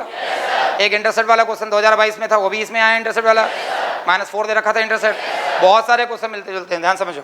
इसमें कुछ नहीं करना, डिटरमिनेंट में 100 बार मैंने बोला कि डायरेक्ट डिटरमिनेंट को ऑपरेट नहीं करना है, पहले डिटरमिनेंट को ध्यान रखना। अब ये रो कॉलम C1 की जगह मैंने क्या करा, C1 + C2 + C3 कर लिया, क्लियर हुआ। तो लेमडा स्क्वायर प्लस क्या जाएगा 2 और 1 1, लेमडा स्क्वायर प्लस 2 क्या जाएगा लेमडा स्क्वायर 1, और लेमडा स्क्वायर प्लस 2 1 और लेमडा स्क्वायर 2 + 2 बाहर ले लो, लेमडा स्क्वायर + 2 बाहर ले लिया। तो यहाँ क्या बचा तुम्हारा 1 1 1, और क्या है 1 लेमडा स्क्वायर 1 1 1 लेमडा स्क्वायर। इसको डायरेक्ट सॉल्व नहीं करना, मैंने 100 बार बोला कि डायरेक्ट सॉल्व नहीं करना है, पहले ऑपरेशन परफॉर्म, इसमें से इसको माइनस कर लेंगे। मतलब R2 में से क्या करा मैंने R2 - R1, और R3 में से क्या करा मैंने R3 - R1, तो 1 - 1 ये 1 1 1 हो गया। यहाँ क्या है 0 लेमडा स्क्वायर -1, और ये क्या जाएगा 0 लेमडा स्क्वायर -1 क्या जाएगा 0, ये क्या आ गया 0, ये क्या आ गया 0, और लेमडा स्क्वायर -1, 2 0 आ गया, 1 के लिए सॉल्व कर लो। तो लेमडा स्क्वायर -1 का क्या जाएगा होल स्क्वायर, तो ये तो 0 हो नहीं सकता। यहाँ के लेमडा स्क्वायर -1 का क्या है होल स्क्वायर, ये 0 हो नहीं सकता, ये 0 होगा। तो लेमडा स्क्वायर -1 क्या जाएगा 0, तो लेमडा क्या आएगा +1 तो 2 वैल्यू आ रही है, क्लियर हो गया, समझ में आ गया। आगे आ जाते हैं। The mean and median and mode of the observation 130/x 90/x, then find the mode. ये अगर याद करो जो मैंने बताया था मॉड यील्ड डिफाइन, तो मॉड का फॉर्मूला बताया था मैंने, मॉड इज टू क्या बताया था 3 मीडियन माइनस 2 मीन, याद आ रहा है फॉर्मूला? बस फॉर्मूले से होगा, जब मॉड यील्ड डिफाइन होता है तो फॉर्मूला ही लगाते हैं अपन। मॉड कितना दे रखा है 9 टू पावर x, 3 मीडियन कितना दे रखा है 3 टू पावर x, और मीन कितना दे रखा है 1, तो माइनस 2 हो गया। यहाँ पे पुट 3 टू पावर x को टी पुट कर देते हैं, तो क्या आ जाएगा टी स्क्वायर माइनस यहाँ पे ये 3t हो जाएगा, तो इधर ले आते हैं 3t प्लस 2 इक्वल्स टू क्या आ जाएगा 0, टी की तो वैल्यू आ रही है 1 और 2, समझ में आ रहा है? अब मॉड बोला है, एक्स नहीं बोला, कंफ्यूज मत हो जाना। आधे एक्स के हिसाब से कैलकुलेट कर रहे होंगे, डेम श्योर मैं बोल रहा हूँ, एक्स के हिसाब से कैलकुलेट कर रहे होंगे और आंसर मैच नहीं कर रहा होगा। यहाँ पे एक्स नहीं निकालना, क्या निकालना है मॉड, और मॉड जो तुम्हें है, मॉड जो तुम्हारा दे रखा है वो क्या दे रखा है 9 to power X, 9 to power X दे रखा है, लेकिन तुम्हारी वैल्यू तो टी है, टी मतलब क्या है 3 टू पावर एक्स, तो 3 टू पावर एक्स की वैल्यू आ रही है क्या 1, और 3 टू पावर एक्स की एक वैल्यू क्या आ रही है 2, तो 3 टू पावर एक्स के फॉर्म में इसको कन्वर्ट करो, तो ये 3 टू पावर एक्स का क्या है होल स्क्वायर, अरे है, तो एक वैल्यू क्या है 1, तो 1 का स्क्वायर करोगे तो क्या आएगा 1, और 3 टू पावर एक्स की दूसरी वैल्यू क्या है 2, और 2 का स्क्वायर करोगे तो क्या आएगा 4, तो आंसर क्या आ गया 14, ये आंसर 14। क्लियर हुआ? और यहाँ पे एक्स निकालने चालू कर दिया होगा और मैच कर रहा होगा तो वहाँ कंफ्यूज हो गए होंगे, और ये 100% हुआ होगा कई लोगों के साथ, क्योंकि वहाँ, और वो कोई बड़ी बात नहीं, प्रेशर में हो जाता है, वो कोई बड़ी बात नहीं। इस टाइप के एक आधे क्वेश्चन में कोई दिक्कत किसी को आ भी है तो कोई दिक्कत नहीं। एफ ऑफ 0 1/5 दे रखा है, एफ ऑफ 0 1/5 दे रखा है, मतलब वैल्यू ऑफ द फंक्शन 1/5 दे रखा है, वैल्यू ऑफ द फंक्शन क्या दे रखा है 1/5, ध्यान समझना, क्वेश्चन में आंसर छिपा है, क्वेश्चन में आंसर छिपा है, सवाल ही नहीं करना है। एफ एक्स बराबर x upon e to power pi x minus 1, then which are the following is true. तो हम ये देखते हैं एफ एक्स दे रखा है, अगर ध्यान से समझो एफ एक्स दे रखा है तो मैंने क्या यहाँ पाई एक्स दे रखा है, अब मुझे अच्छे से पता है E to power X minus limit x tends to 0, formula limit x tends to 0, E to power X minus 1 divide by X क्या होता है, उल्टा होगा तो भी 1 होगा, 1/1 1 ही होता है। तो अगर देखा जाए अब 1 होगा तो 1 होगा, लेकिन यहाँ कहाँ देखो, अब समझो यहाँ पे ये एक्स है, यहाँ पे पाई एक्स है, तो एक काम करता हूँ पाई का मल्टीप्लाई करता हूँ, पाई से डिवाइड करता हूँ मैं, E to power pi x minus 1 है ना, तो पाई से मल्टीप्लाई करा, पाई से क्या करा डिवाइड, तो ये किस में चला गया 1 में चला गया, तो बचा क्या 1/पाई, एफ एक्स बराबर कितना आ रहा है 1/पाई, मतलब हमने देखा कि limit x tends to 0 f x की वैल्यू क्या आ रही है 1/पाई, और वैल्यू ऑफ द फंक्शन भी क्या रखा है, मतलब ये कंटिन्यूअस हो गया, मतलब क्या हो गया कंटिन्यूअस हो गया। अब कंटिन्यूअस हो गया, अब इसको डिफरेंशिएट करना, इसको डायरेक्ट डिफरेंशिएट करना, डिफरेंशिएट करोगे तो डिफरेंशिएट करने के बाद जब 0 पुट करोगे तो 0 पुट करोगे तो ध्यान का 0 पुट करने के बाद 0/0 फॉर्म आएगा, मतलब वो क्या होगा नॉट डिफरेंशिएबल। इसको डिफरेंशिएट करोगे ना, यहाँ डायरेक्टली डिफरेंशिएट कर लेना, डिफरेंशिएट समझ में आ रहा है, ये सब कंटिन्यूअस है, ये तो समझ में आ गया एफ एस कंटिन्यूअस है, एफ एस कंटिन्यूअस होगा बट नॉट क्या हो जाएगा डिफरेंशिएबल। जब इसको डिफरेंशिएट करोगे, देखो डिफरेंशिएट करके बता देता हूँ, कुछ नहीं करना है, यहाँ पे इसको एफ डैश एक्स निकालेंगे तो डी एन डैश, डी मतलब ई टू पावर क्या जाएगा pi x minus 1, D N dash minus N, D dash E to power pi X के to power pi x minus 1 हो जाएगा, D N dash minus N D dash E to power pi X का E to power क्या जाएगा pi X, E to power क्या जाएगा pi x into क्या जाएगा पाई, डिवाइड बाय यहाँ पे जाएगा E to power pi x minus 1 का क्या जाएगा होल स्क्वायर। क्लियर हुआ? और जब यहाँ पे 0 पे चेक करना, 0 पुट करोगे तो 0 पुट करोगे तो 1 माइनस 1 क्या जाएगा 0, ये पूरा क्या है 0 में, और यहाँ 0 1 माइनस 1 क्या जाएगा 0, 0/0 मतलब क्या हो रहा है नॉट डिफरेंशिएबल, 0/0 कोई मीनिंगफुल नंबर है क्या, तो क्या हो गया नॉट डिफरेंशिएबल, तो एफ एक्स कंटिन्यूअस तो है बट नॉट डिफरेंशिएबल। और ये सब कॉपी में हजारों बार ये रिजल्ट यूज हो गए, हजारों बार लिखा है मैंने, ये क्वेश्चन कॉपी का है, क्वेश्चन कॉपी में कराया था, और याद करो इस क्वेश्चन में कितने सारे क्वेश्चन, इसके एक क्वेश्चन के अंदर मैंने कितने क्वेश्चन कराए थे याद है, और याद करो लिमिट कंटिन्यूटी की सीट दिया है तुम्हारे पास ही रखी है, वो उस सीट में भी क्वेश्चन डाल रखा है मैंने, तो उसके सारे फॉर्म डाल रखे हैं, एक्स और एन करके सारे फॉर्म डाल रखे हैं, समझ में आ रहा है, नहीं आ रहा समझ में क्या, चलो देखो समझो, जैसे एफ एक्स रखा है, अगर याद करो इस टाइप के बहुत सारे कॉम्बिनेशन मैंने कराया था और बताया था एक्स टू और एन अगर साइन 1/x है, समझ में आ रहा है, if x not equal to 0 और 0 इफ एक्स इक्वल टू 0, तो पहले कंटिन्यूटी डिफरेंट बताया था कि इसके लिए कंटिन्यूअस के लिए जरूरी है कि एन ग्रेटर देन क्या होना चाहिए 0, कंटिन्यूअस के 0 से बड़ा होना चाहिए n, और अगर डिफरेंशियलिटी तो n 1 से बड़ा होना चाहिए, n 1 से बड़ा होना चाहिए। इसका पूरा लॉजिक इसी फंडे पे टिका हुआ है कि अगर ये डिफरेंशिएबल है तो 1 से n बड़ा होना चाहिए, n बड़ा होना चाहिए किससे 1 से, तो कंटिन्यूअस के लिए किससे बड़ा होना चाहिए 0 से, तो अभी ये 2 जो है 1 से भी बड़ा है 0 से बड़ा है, मतलब अगर एफ एक्स की बात करें तो एफ एक्स कंटिन्यूअस भी है और डिफरेंशिएबल भी है, क्योंकि डिफरेंशिएबल के लिए बस इतनी सी बात है कि 1 से बड़ा होना चाहिए, 2 1 से बड़ा होता है, तो कंटिन्यूअस के लिए 0 से बड़ा होना चाहिए, पॉजिटिव होना चाहिए, मतलब पॉजिटिव है। लेकिन इसलिए कंटिन्यूस में डिफरेंशिएबल है। लेकिन बहुत सारे कॉम्बिनेशन देखे हैं, एफ डेस निकाल के देख लेते हैं। तो एफ डेस निकालने के लिए उसको डायरेक्ट डिफरेंशिएट कर दो, तरीका बताया था शॉर्टकट तरीका मैंने, इसको डिफरेंशिएट करो। अब डिफरेंशिएट किया तो ये प्रोडक्ट ऑफ टू फंक्शन हो गया, फर्स्ट और सेकंड। तो first function as it is, difference of second sine का क्या जाएगा cos x 1/x, और 1/x का क्या जाएगा -1/x स्क्वायर, प्लस क्या second as it is sine 1/x as it is, और x स्क्वायर का क्या जाएगा 2x। समझ में आ रहा है? अब ये वाला पार्ट क्या अगर कंटिन्यूस तो है, x sin x आ गया वापिस से, ये वाला पार्ट कंटिन्यूस है, बट ये वाला पार्ट होगा क्या नहीं, क्योंकि x स्क्वायर से x कैंसिल हो जाएगा, और जो उसको जीरो बनाता है, जिससे f ऑफ 0 क्या हो जाता है 0, 1/0 क्या हो जाएगा इन्फिनिटी, कॉस इन्फिनिटी डिफाइन है क्या, अरे -1 से 1 के बीच में लाई करती है। तो ये एफ डेस एक्स कंटिन्यूस होगा क्या, जब एफ डेस एक्स कंटिन्यूस ही नहीं है तो डिफरेंशिएबल होगा क्या, तुम सेकंड फ्लोर ही नहीं है तो थर्ड फ्लोर आओगे क्या, नहीं आओगे। तो एफ डेस एक्स ना तो कंटिन्यूस है ना तो डिफरेंशिएबल है। समझ में आ रहा है भैया? तो यहाँ पे f x is not differentiable, f x तो डिफरेंशिएबल है, यहाँ f does x is not continuous at x to 0। तो आंसर क्या आएगा सी। और हो सकता है कि आंसर में ऑप्शन में वो और भी कॉम्बिनेशन हो, तो याद रखना यहाँ एफ डेस एक्स ना तो डिफरेंशिएबल है और ना ही कंटिन्यूस है, और एफ एक्स कंटिन्यूस भी है और डिफरेंशिएबल है। क्लियर हुआ? समझ में आ गया? ठीक है।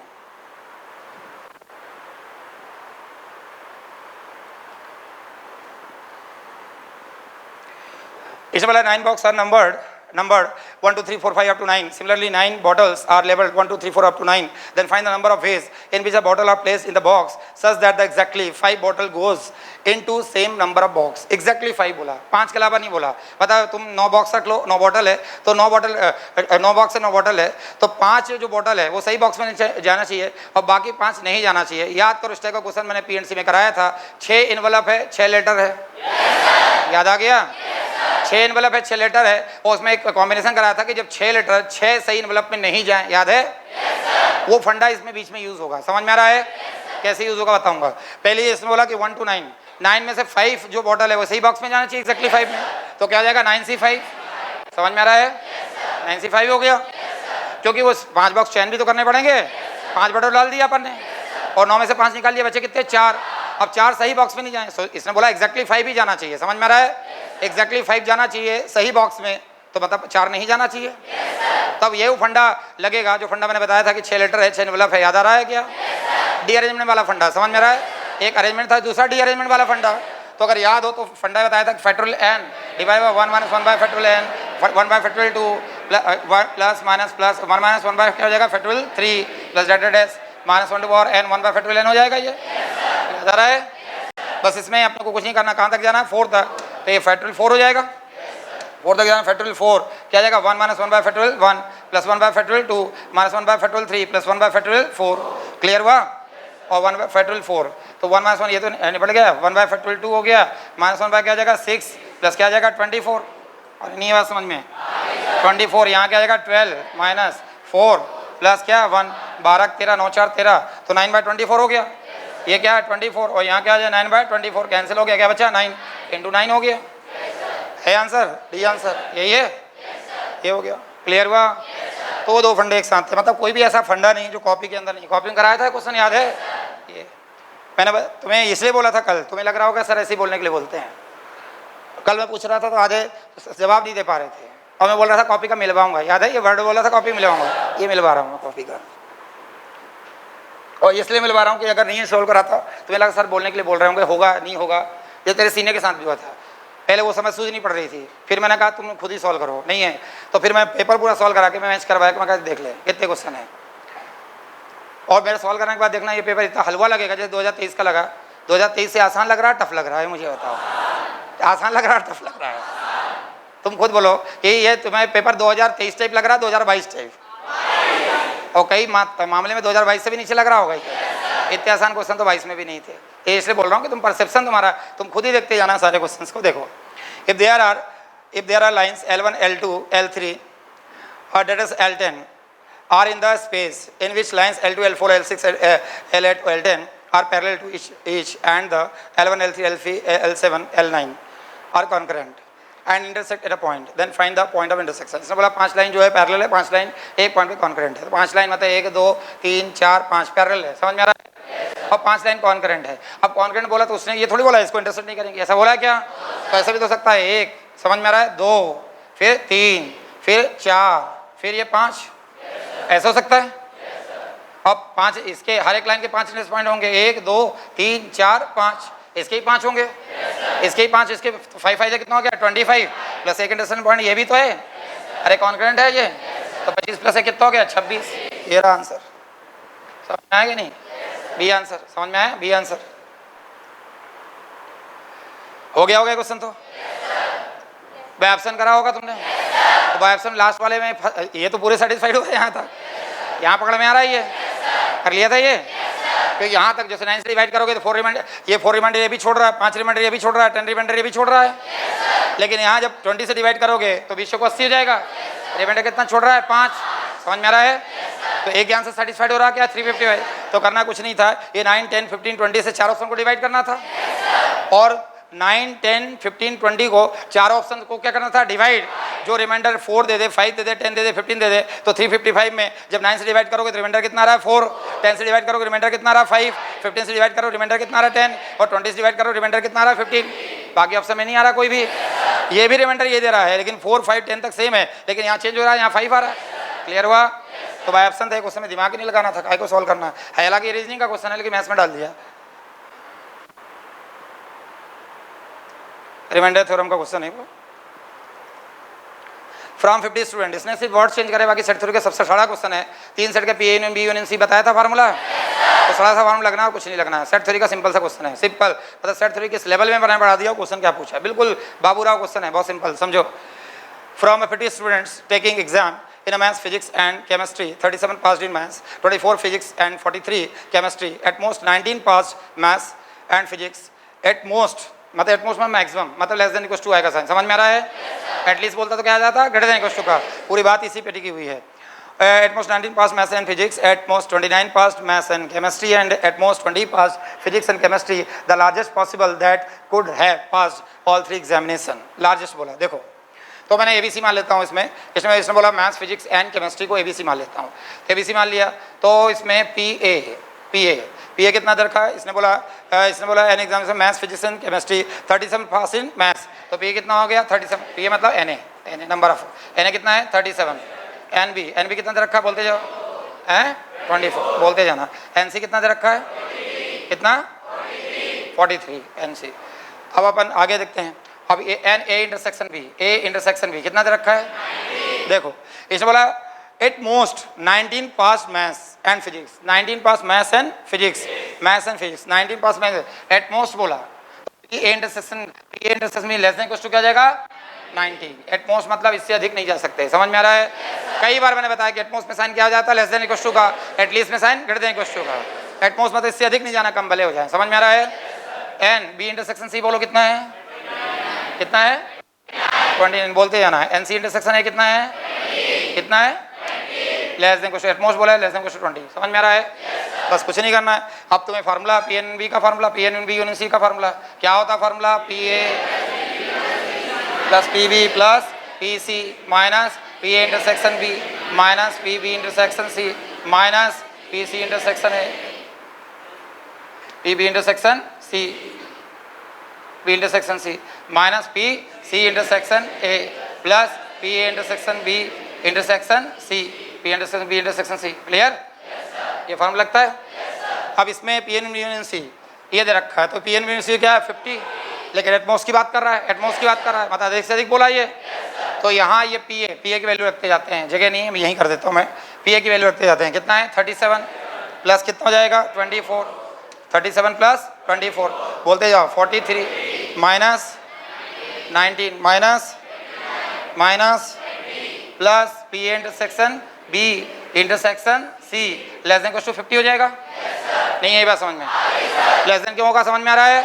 एट मोस्ट बोला इसलिए लेस देन इक्वल टू होगा, समझ में आ रहा है? एट मोस्ट बोला इसलिए लेस देन इक्वल टू 50 हो जाएगा। अब इसको जोड़ लो, इसको जोड़ो, इतना आ रहा है, कितना है 37 हो गया, 24 हो गया, और कितना हो गया 43 है ना, 37 यहाँ पे देखो 37 हो गया, 24 हो गया, और कितना हो गया 43, कितना हो गया 4 3 7 7 14 4 और 4 2 6 6 3 9 1 10 104 आ रहा है, यही आ रहा है 37 24 104 आ रहा है ये। उसको जोड़ लो, कितना है 19 और कितना है 29 और कितना हो गया 20 9 18 8 2 2 4 1 5 1 6 68 हो रहा है, 68 माइनस कर लोगे 14 में 8 कितने हो गया 6, 36 हो गया, 36 हो गया, 36 यहाँ पे है प्लस का आ रहा है, उधर जाएगा तो क्या जाएगा माइनस का। तो P A intersection B intersection C less than to 50 minus कितना हो जाएगा 36, कितना आ जाएगा 14। P A intersection B intersection C less than to क्या जाएगा 14। समझ में आ रहा आंसर है? कठिन है क्या? सेट थ्योरी का सिंपल सा क्वेश्चन था। अरे कितने कराया था, onto into bijection injection फलाना टेबलेट इंजेक्शन सब तो करा रहा था लास्ट में याद करो 3-4 दिन फंक्शन ही चल रहा था। और मैं कहा थोड़ा सा और मैं सोचा कि लेक्चर छूट रहा है वो बता देता हूँ, एबीसी वाला भी क्वेश्चन कर लेते, हालांकि कर ही लिया होगा सब सारे क्वेश्चन। तो मैंने पिछले बार सेट थ्योरी पछता रहा था मैं, और इस बार इसके लिए पछता रहा हूँ। मैं बोलता हूँ ना कि जो चीज़ें रह जाती है और अच्छा वो फंक्शन में ऑन टू एक आध वो फीडबैक का फायदा मिला। वो लड़की फीडबैक पे कहीं बुलाया तो बोला कि सर ये ऑन टू इनटू बाइजेक्शन नहीं आता वो। फिर लिमिट कंटिन्यूटी का दूसरे बच्चों ने बोला और लिमिट कंटिन्यूटी और ये इसमें सब लोग फियर खा रहे थे, वही ज़्यादा आ गया इस बार। तो उससे करने से क्या कॉन्फिडेंस बहुत ज़्यादा आगे नहीं, देख के घबरा के छोड़ देते। लास्ट में वो चला उसका, अगर वो पहले हो जाता तो अभी रिकॉल इतना जल्दी नहीं होता है। तो हमारे लास्ट में जो कंटिन्यूटी लिमिट पड़ी चली और फंक्शन चला उसका बहुत ज़्यादा बेनिफिट हुआ। नहीं उन्हीं क्वेश्चन को तुम्हें सॉल्व करना पड़ता है। जैसे एक्स स्क्वायर वाला क्वेश्चन डायरेक्ट टिक हो गया, वो एलिमेंट वाला a2 r b2 वाला डायरेक्ट टिक हो गया, फिर वो वाला ये cos पाई वाला स्क्वायर वाला डायरेक्ट हो गया। तो ये सारे क्वेश्चन 3-4-5 क्वेश्चन जो डायरेक्टली टिक हुए उसका रीजन यही है। ये वाला क्वेश्चन जैसे उस समय हो सकता है फार्मूले भूल जाते, ये वाला क्वेश्चन देखो इसमें वाला find the number of one function from 1 to 3 दे रखा है और a, b, c, d, e दे रखा है। तो फार्मूला क्या होता है NPR n मतलब क्या आ जाएगा 5 PR 5p3। समझ में आ रहा है? 5p3 मतलब क्या जाएगा 60 हो जाएगा 5p3। अरे फैक्टोरियल 5 डिवाइड बाय क्या हो जाएगा फैक्टोरियल 5 - 3 कितना हो जाएगा 2। तो क्या जाएगा 5 × 4 × 3 × फैक्टोरियल 2। यहाँ फैक्टोरियल 2 कैंसिल हो गया, 5 को 20 क्या कितना हो गया 60, 60 आंसर है। क्लियर?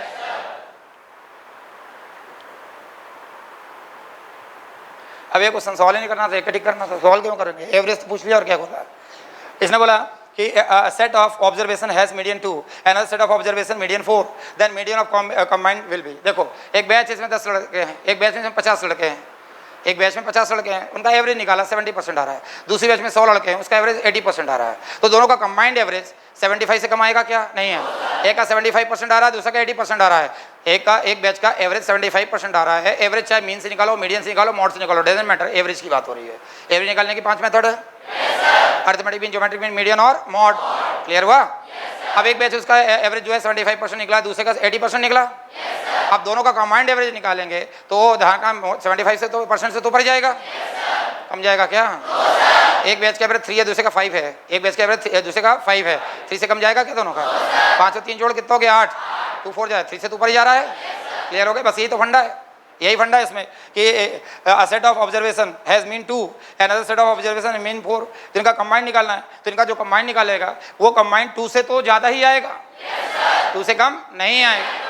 अगर एवरेज कंबाइंड निकालना तो 4 + 2 कितना हो गया 6, 6/2 कितना रहा है 3। लेकिन मीडियन की बात हो रही है, अरिथमेटिक मीन ग्रेटर देन होता है मीडियन से, mean greater than median greater than mod होता है। लेकिन मैंने क्या बोला, फंडा ये है कि इनका कंबाइंड एवरेज निकालेंगे तो एटलीस्ट क्या आएगा 2 से कम नहीं आएगा, 2 से अधिक भले हो जाए तो एटलीस्ट क्या आएगा 2, एटलीस्ट क्या आएगा 2। समझ में आ गया? फंडा समझ में आया क्या हुआ?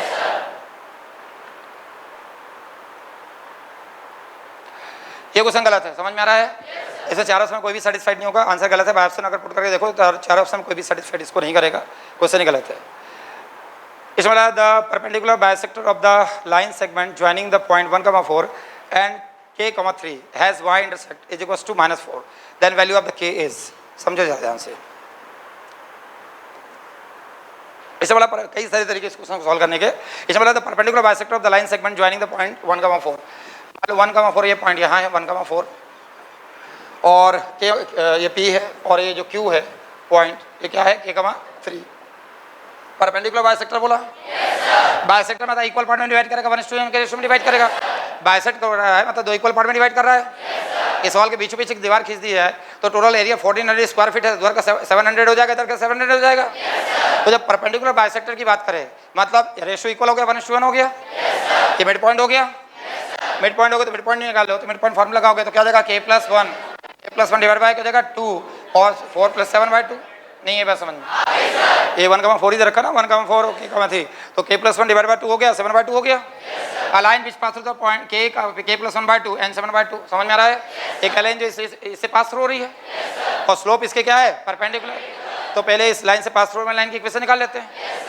k प्लस 1/2 और 7/2 से पास थ्रू होने वाली लाइन की इक्वेशन निकाल लेते हैं। तो क्या आ जाएगा y minus y1 m into क्या आ जाएगा x minus x1 k plus 1/2। Clear हुआ? m स्लोप है जो इसके परपेंडिकुलर है।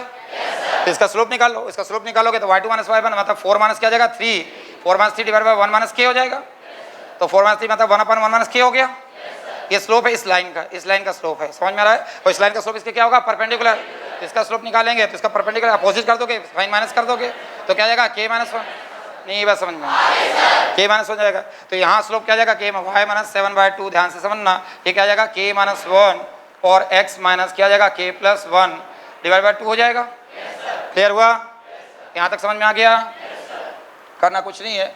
अब इसको क्रॉस मल्टीप्लाई करो तो 2y minus 7 of 2 times of minus 7 equals to 2 times of x k minus 1।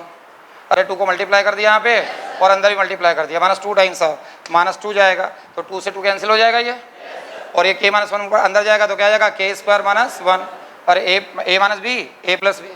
अरे भैया ये अंदर गया, 2 से मल्टीप्लाई हुआ, 2 से 2 कैंसिल हो गया, k माइनस 1 k प्लस 1 क्या जाएगा k स्क्वायर माइनस 1। इसको इधर लाओ या इसको उधर ले जाओ, तो एक काम करो तो 2 times of k minus 1 of क्या हो जाएगा x माइनस 2y प्लस क्या जाएगा 7 minus k square plus 1 equals to क्या जाएगा 0, और 2 टाइम्स ऑफ क्या जाएगा k minus 1 of x minus 2y minus k square या फिर 8 minus k square plus 8 minus क्या हो जाएगा k स्क्वायर इक्वल्स टू 0। अरे 7 प्लस 1 8 हो गया ना माइनस k स्क्वायर। अब इसके बोला कि इसका y इंटरसेप्ट क्या है -4।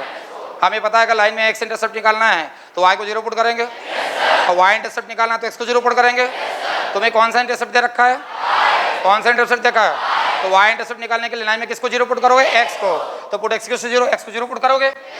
हमें y इंटरसेप्ट निकालना तो इसको क्या पुट करोगे 0, x को 0 पुट करा तो यहाँ हो गया 2y इक्वल्स टू क्या हो जाएगा 8 माइनस k स्क्वायर हो जाएगा। तो y बराबर क्या जाएगा 8 minus k square divide by 2 हो जाएगा, और 8 y इंटरसेप्ट कितना दे रखा है -4, तो यहाँ से हो जाएगा -4 इक्वल्स टू क्या जाएगा 8 minus k square divide by क्या जाएगा 2, तो 4 2 जा क्या आ जाएगा 8, तो -8 इक्वल्स टू क्या जाएगा 8 माइनस k स्क्वायर उधर आएगा तो 8 प्लस 8 क्या जाएगा 16, तो k क्या आ जाएगा +-4 क्या आएगा +-4। क्लियर हुआ? समझ में आ गया? ऐसे है, और कई सारे तरीके सॉल्व करने के, कोई दिक्कत नहीं, 2-3 तरीके इसको सॉल्व करने के। इसमें if the arithmetic mean and two geometric mean p and q inserted between the two number then p q। Copy का क्वेश्चन नहीं है, यहाँ p q की जगह a भी लिया था मैंने, और उसने जो p q की जगह उसने जो मैंने इसका रिजल्ट लिया अगर याद हो g1q प्लस g2q याद आ रहा है, क्या आ रहा था 2abc याद आ गया? कॉपी का रिजल्ट है, कॉपी में लिखाया था, तो 2abc या 2a क्या आ जाएगा pq। समझ में आ रहा है? बी और सी बोल रहा है, ये तो आंसर, ये आंसर आएगा, फिर भी मैं सॉल्व करके बता देता हूँ। इसकी शॉर्टकट भी बताया था अगर याद हो तो, शॉर्टकट बताया था way is the arithmetic mean and two geometric mean p and q inserted between two number. तो एक काम कर, दो नंबर पे अपने को 2 ज्योमेट्रिक मीन इंसर्ट करना है, तो मैंने बताया था जैसे 1 है 2 4 इंसर्ट कर दिया, और जीपी बनाना तो मुझे 8 लेना पड़ेगा, 8 लेना पड़ेगा, 2/1 2 4/2 2 8/4 क्या हो गया 2। क्लियर हुआ? अब अरिथमेटिक मीन के बीच का अरिथमेटिक मीन निकालेगा तो 8 + 1 क्या आ जाएगा 9/2 और 9/2 हो जाएगा। तो अरिथमेटिक आप अपने को आंसर मैच करना है, तो आंसर जैसे रखा 2a pq, तो ये p है ये q है, समझ में आ रहा है? जो इंसर्ट किया तो 2a कितना रहा है 9/2, p कितना है 2 और q कितना है 4, तो उसी कैंसिल हो गया, कैंसिल हो गया, तो 9 2 जा क्या आ जाएगा 18 4 जा क्या आ जाएगा 72, और 72 इससे भी आ रहा p q भाई p कितना लिया था तुमने 2, तो p2 लिया था 2 का q कितना है 8 और q का q कितना है, कितना हो गया 64, तो 64 + 8 कितना हो गया 72। क्लियर हो गया? समझ में आ गया? पी क्यू भी निकाला तो उतना रहा है 72, और यहाँ भी क्या रहा है 72। समझ में आ रहा है? फिर समझा रहा हूँ, समझो, करना कुछ नहीं, समझो। कई लोग अभी मुंह ताक रहे इसलिए, पहली बात तो वहाँ पे पी क्यू की जगह एबीसी दे रखा था, समझ में आ रहा है? ये बोला if is the arithmetic mean and two geometric mean P and Q are inserted between two number then P Q plus Q बोला। तो मैंने मान लिया मुझे 2 ज्योमेट्रिक मीन इंसर्ट करना है 2 नंबर के बीच में, तो 2 नंबर के बीच 2 ज्योमेट्रिक मीन मैंने 2 और मैंने p की वैल्यू मान लो अज्यूम कर लिया 2 और q की वैल्यू अज्यूम कर लिया 4, और ऐसा इंसर्ट करना है कि फाइनल जीपी बने। समझ में आ रहा है? तो नंबर हो गया 1, 2, 4, 8, ये p है ये q है। समझ में आ रहा है? जो a अरिथमेटिक मीन है इन दोनों के बीच का कितना हो गया 9/2। समझ में आ रहा है? लेकिन जो पी क्यू इंसर्ट किया है तो पहले P Q plus Q Q की वैल्यू निकाल लेंगे। तो पी मतलब क्या आएगा 2 का क्यूब कितना हो गया 8 और क्यू मतलब 4 का क्यूब कितना हो गया 64 तो कितना हो गया 72। तो चार ऑप्शन में कोई आंसर सही है तो 72 मिलना चाहिए, 72 मिलना चाहिए। तो अपन ने पहले ये आंसर उठाया 2a पी क्यू को, तो 2a पी क्यू लिखा 2a मतलब कितना है 9/2, पी कितना है तुम्हारा 2, क्यू कितना है 4, 2 से 2 कैंसिल हो गया 9 2 18, 18 4 कितना हो गया 72, ये मैच करके 72। क्लियर? और रिजल्ट ही था, डायरेक्ट रिजल्ट, स्टैंडर्ड रिजल्ट है, कराया क्लास में लिखा रखा है, कॉपी का क्वेश्चन है, ये भी कॉपी का क्वेश्चन है। चेंज ये यहाँ साइन वहाँ कॉस था, यहाँ 25 है वहाँ 64 था, याद आ गया? याद आ गया? प्रोग्रेशन का क्वेश्चन है, कॉपी का क्वेश्चन है। यहाँ 25 का 64 था, 8 का स्क्वायर किया था अपन ने, और ये भी स्क्वायर ही होगा, 5 का स्क्वायर ही होगा। और यहाँ कॉस साइन वहाँ क्या था कॉस, और यहाँ 5 की पावर वहाँ क्या था 8 की पावर। याद आ गया क्वेश्चन? कॉपी में क्वेश्चन लिखाया मैंने, बस मैंने बताया सारे क्वेश्चन कॉपी के हैं, पूरे कॉपी के लिखा है क्वेश्चन है। और पेपर में जो स्कोर ज़्यादा आने का रीज़न है, तुम्हारे स्कोर जो ज़्यादा है उसका रीज़न ही है कि पूरी कॉपी बैठ गई तुम्हारे। बस इतना था कि यहाँ साइन की जगह मैंने कॉस लिखा दिया, 25 की जगह 64 था, यहाँ 5 की जगह 8 था, पूरा अभी तक जितना मैंने कराया पूरी कॉपी बैठ रही है। तो तुम्हें पेपर डिफिकल्ट इसलिए नहीं लग रहा कि कॉपी का है। ऑल ओवर इंडिया के सारे बच्चों के लिए पेपर बहुत डिफिकल्ट, इसलिए कटअप बहुत नीचे लोग अज्यूम कर रहे हैं क्योंकि कॉपी में सारे क्वेश्चन नहीं किए। तुमने सारे क्वेश्चन कॉपी में कर रखे हैं, सारे देखे हुए क्वेश्चन थे, मल्टीपल टाइम किया है, इसलिए फटाफट सारे क्वेश्चन होते जा रहे हैं, इसलिए फटाफट आंसर भी आते जा रहे हैं। और थोड़ा हमारी हत्या मत रहो, आंसर साथ में बोलते जाओ अगर तुमने किया है तो। 5/1 plus mod of sine X है, mod of sine square X, mod of sine cube है, 25 रखा है। तो पहले ये जीपी चल रहा है, ये इनफाइनाइट के समय जीपी का। तो फार्मूला क्या होता है a/1 - r, तो 1 क्या जगह 1 minus mod of sine x हो जाएगा, ये हो गया। तो ये तो अपन ये ऊपर वाला निकाल लिया। अब 5 की पावर 1 है और ये 5 का स्क्वायर है, ये क्या है 5 का स्क्वायर। तो कंपेयर करेंगे तो 1/1 minus mod of sine x equals to क्या जाएगा 2, तो 2 नीचे आएगा। तो mod of sine x equals to 1 minus 1/2 हो जाएगा, और मॉड ऑफ साइन एक्स बराबर कितना हो जाएगा 1/2, और साइन एक्स हटेगा तो प्लस माइनस 1/2 हो जाएगा। मॉड का मतलब प्लस माइनस होता है, प्लस माइनस 1/2 हो जाएगा। हमें पता माइनस पाई से पाई बोला, अब 0 से पाई, अगर 0 से पाई बोलता, 0 से क्या बोलता पाई, तो प्लस का 1/2 माइनस का 1/2 की बात कर रहा है, समझ में आ रहा है? प्लस 1/2 माइनस 1 मॉड बोला ना, mod of sign plus minus. तो 0 से पाई के बीच में, 0 से पाई के बीच में तो दो तुम्हें 1/2 आएंगे, प्लस प्लस में आएंगे, किस में आएगा π/6 में और 5π/6 में, और माइनस पाई से 0 के बीच में किसमें आएगा -π/6 में और -5π/6 में। तो π/6 में क्या आएगा 1/2, 5π/6 में क्या आएगा 1/2, और -5/6 में -1/2, और -5/6 में -1/2। कितनी वैल्यू हो गई 1 2 3 4, कितनी वैल्यू हो गई 4। 0 से पाई बोलता तो 2 होता, π/6 5π/6, और माइनस पाई से बोला तो माइनस पाई से 0 होगा, -π/6 और -5π/6, π/6 और 5π/6। तो दो प्लस की वैल्यू आएंगे, +1/2 +1/2 -1/2। क्लियर हो गया? 4 वैल्यू होंगे, 4 वैल्यू। इंटरवल ध्यान रखना था उसमें, बाकी दम कुछ में नहीं था। मतलब इनडायरेक्टली उसने ट्रिग्नोमेट्री यूज़ करा है, इनडायरेक्टली ट्रिग्नोमेट्री ऐसा नहीं कि आई नहीं, लेकिन इनडायरेक्टली उसने यूज़ करा है, सब ट्रिग्नोमेट्री के फंडे ही चल रहे हैं।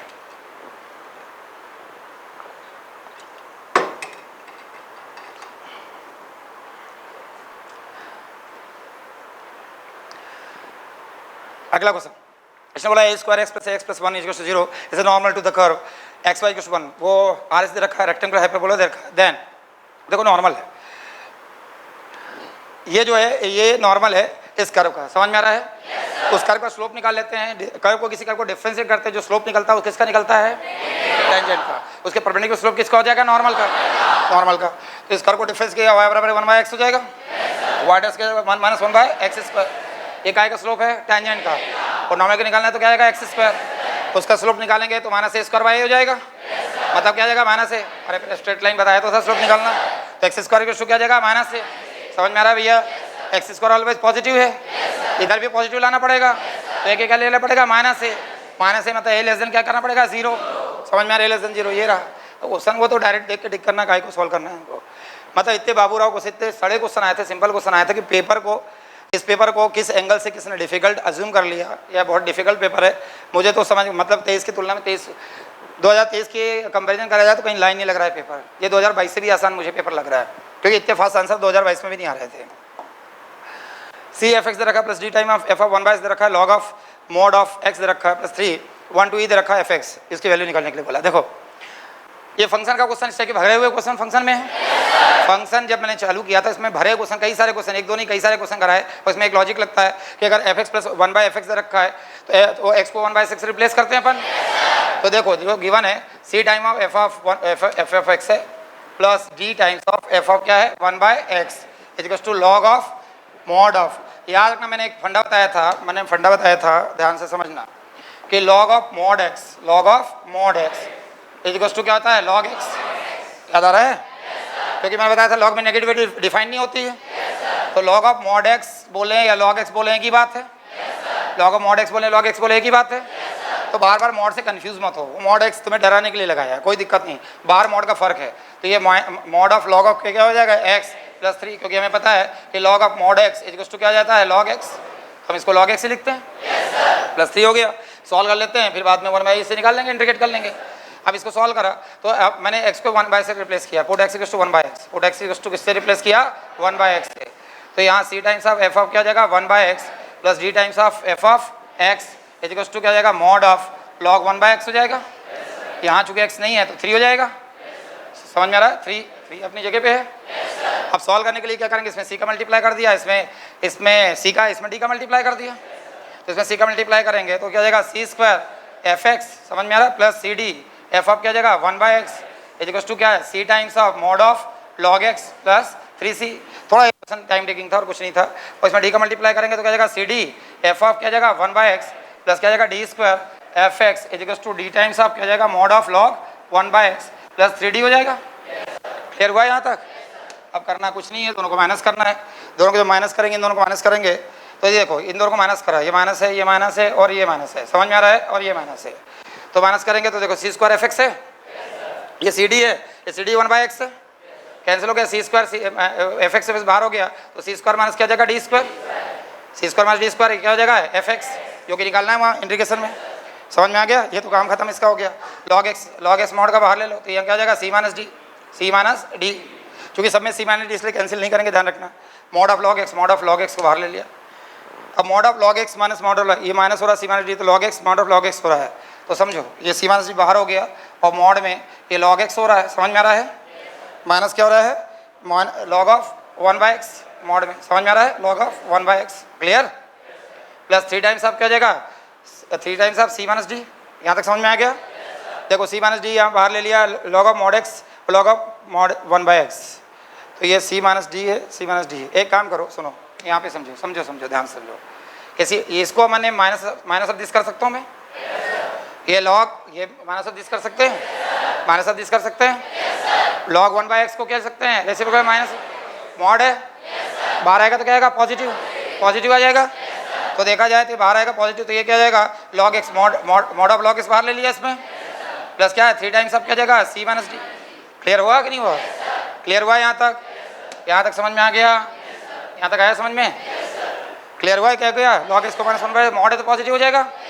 चल भैया अब यहाँ पे c minus d overall c minus d बाहर ले लो तो c² माइनस क्या जाएगा d², ये क्या हो जाएगा fx इज टू क्या है c माइनस d, समझ में आ रहा है, c माइनस d, तो क्या जाएगा log x, यहाँ क्या जाएगा log x प्लस 3। क्लियर हुआ? बस खत्म क्वेश्चन। चूंकि fx निकालना है तो fx इज टू यहाँ पे क्या जाएगा c minus d divide by क्या जाएगा c² माइनस d², और क्या जाएगा log x प्लस क्या जाएगा 3। समझ में आ रहा है? इंटीग्रेट कर लेना, इंटीग्रेट कहाँ से कहाँ तक करना है 1 से e तक।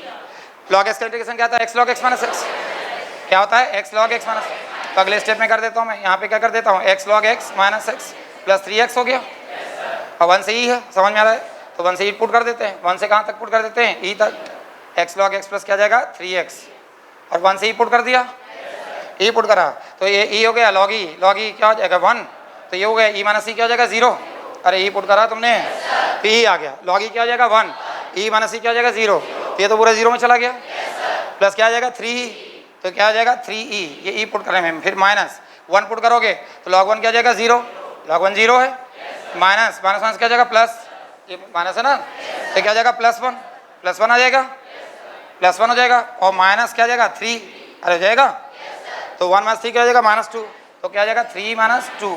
समझ में आ रहा है? 3 - 2, तो ये पूरी वैल्यू फाइनली क्या आ गई 3 - 2, 3 - 2। समझ में आ रहा है? c - d c² - d² 3 - 2, सी ये है ना C minus D, 3 minus 2 C square plus D, नहीं C square plus D square.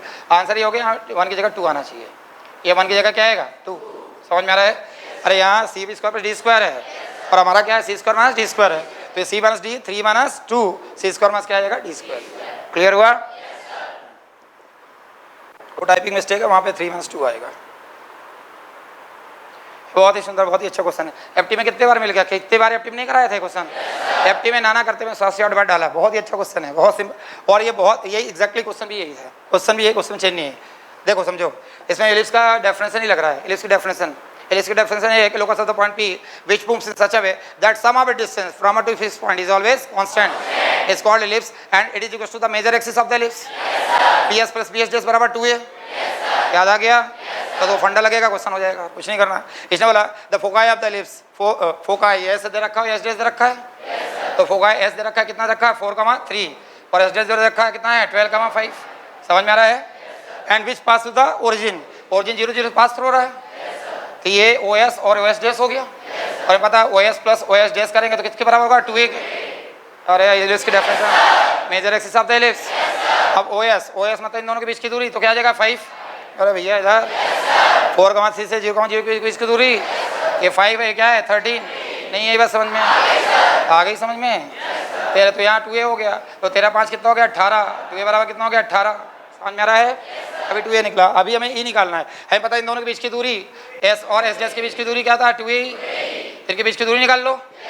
12 में 4 कितना 8, 64 हो गया, और 5 में 3 2, 64 4 कितना 68, 68 हो गया। तो अंडर रूट आप क्या आ जाएगा 68 बराबर क्या है 2a। तो हमने देखा रूट से तो स्क्वायर करेंगे तो कितना हो जाएगा 68 इक्वल्स टू कितना, आइए रूट भी रहने दो, रूट 68 बराबर कितना हो जाएगा 2a, और 2a को डिवाइड में लिया तो 68 डिवाइड बाय क्या आ जाएगा 2a बराबर क्या आ जाएगा e, और 2a की वैल्यू क्या निकाला 18, तो 68 under root 68 divide by 2a मतलब क्या 18 इक्वल्स टू क्या है e। 70 चौको 68 होता है, 4 बाहर निकालेगा तो क्या आ जाएगा 2 रूट 17 डिवाइड बाय क्या 18, 2 से डिवाइड कर ले 9 आ जाएगा, तो ये की वैल्यू क्या आएगी रूट 17 बाय क्या आ गया 9। समझ में आया? ये आंसर कठिन है क्या?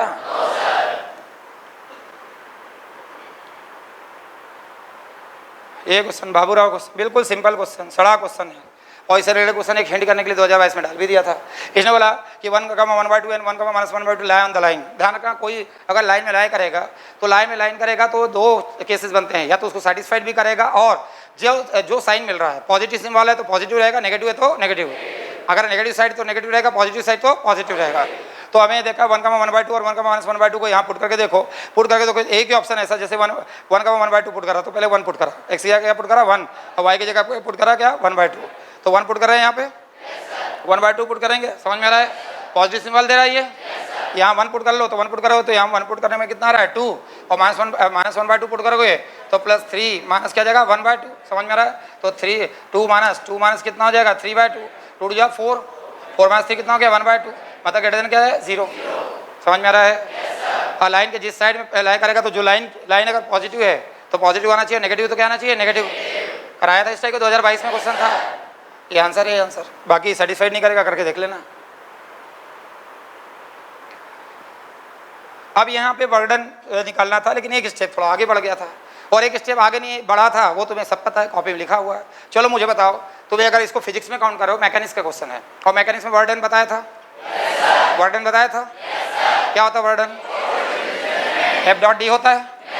और वो लोग सर यहाँ तक बताया था, ये एंगल थोड़ी बताया था, तो एंगल तेरे को ये नहीं बताया था कि A.B नहीं बताया था कि A.B क्या होता है, क्या लिखते हैं, तो ये तो करना था, और क्या करना था, मैग्नीट्यूड दे रखा था। और ये क्वेश्चन स्पेशल क्लास सीट का, स्पेशल क्लास में 7-8 बार ये क्वेश्चन दे रखा है, तो ये वर्डन निकालना था W, वर्डन वेदर फोर्स क्या था F.D होता है, चूंकि मैग्नीट्यूड दे रखा है, मॉड दे रखा है, तो मॉड निकालोगे A.B का mod of A mod of B cos theta, तो मॉड ऑफ A क्या हो जाएगा mod of B cos theta, तो मॉड ऑफ A वेक्टर कितना दे रखा है 40 दे रखा है, इंटू मॉड ऑफ D कितना दे रखा है, कितना दे रखा है 3, और cos थीटा cos 30 क्या है, cos 60 क्या है 1/2। समझ में आ रहा है? 23 जा कितना हो गया 60 है कहीं 60, ये 60 जूल में आंसर आएगा।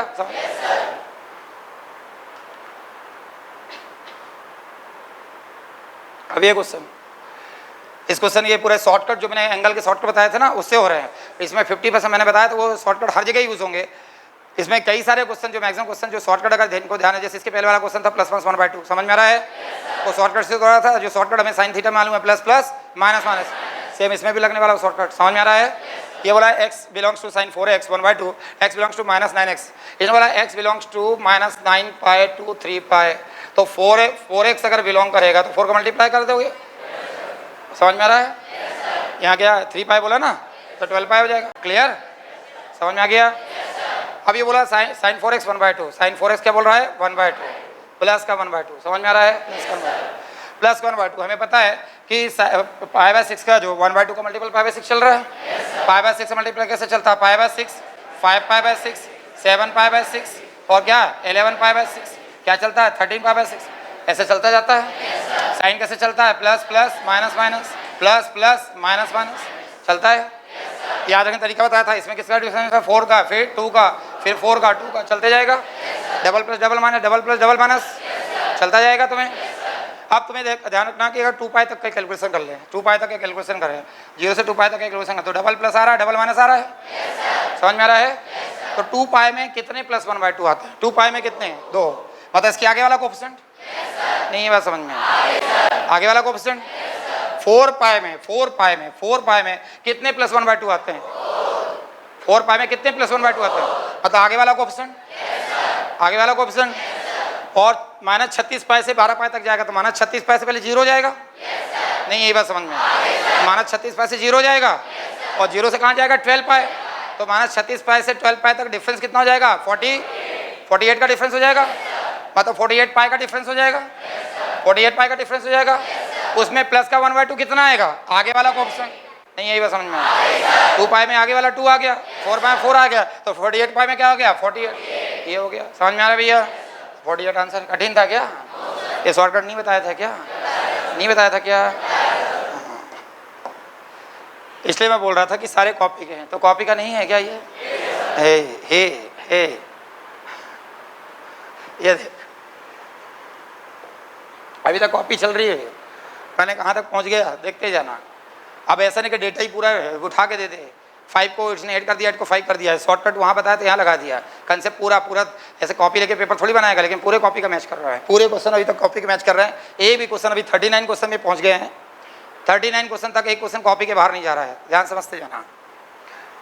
और मैंने बताया इसलिए पेपर आसान हाईएस्ट कट ऑफ का रीजन यही है, पेपर आसान इसलिए कि कॉपी के जब सारे क्वेश्चन अगर देखे हुए, अगर ढंग से जिसने कॉपी इसने कर ली होगी, जिस बच्चे ने बार बार कॉपी, क्यों मैं बार बार स्ट्रेस दे रहा था कॉपी का, लास्ट के पूरे 1 हफ्ते मैंने बोला था कॉपी ढंग से करो, एक छोटी छोटी जो चीज लिखा रखा कॉपी करो, क्योंकि कॉपी में पूरा गागर में सागर भर दिया है।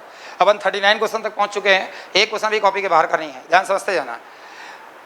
P of x, y, x equals to y is equal to 3, where x, y belongs to z, x greater than y दे रखा, q दे रखा, x greater than y, then number of element। ये बहुत सारा क्वेश्चन है। इसने बोला अब x और y की ऐसी वैल्यू लो जो इसको सेटिस्फाई कर जाए, जब कॉम्बिनेशन में 3 आना चाहिए, x और y की ऐसी वैल्यू जो यहाँ पुट करें x की जगह y की जगह, तो 3 आ जाना चाहिए। तो x की वैल्यू क्या आएगा +1 और y की वैल्यू क्या आएगा +1 समझ में आ रहा है, 2 + 1 3, अरे भैया इधर 2 + 1 3 हो गया।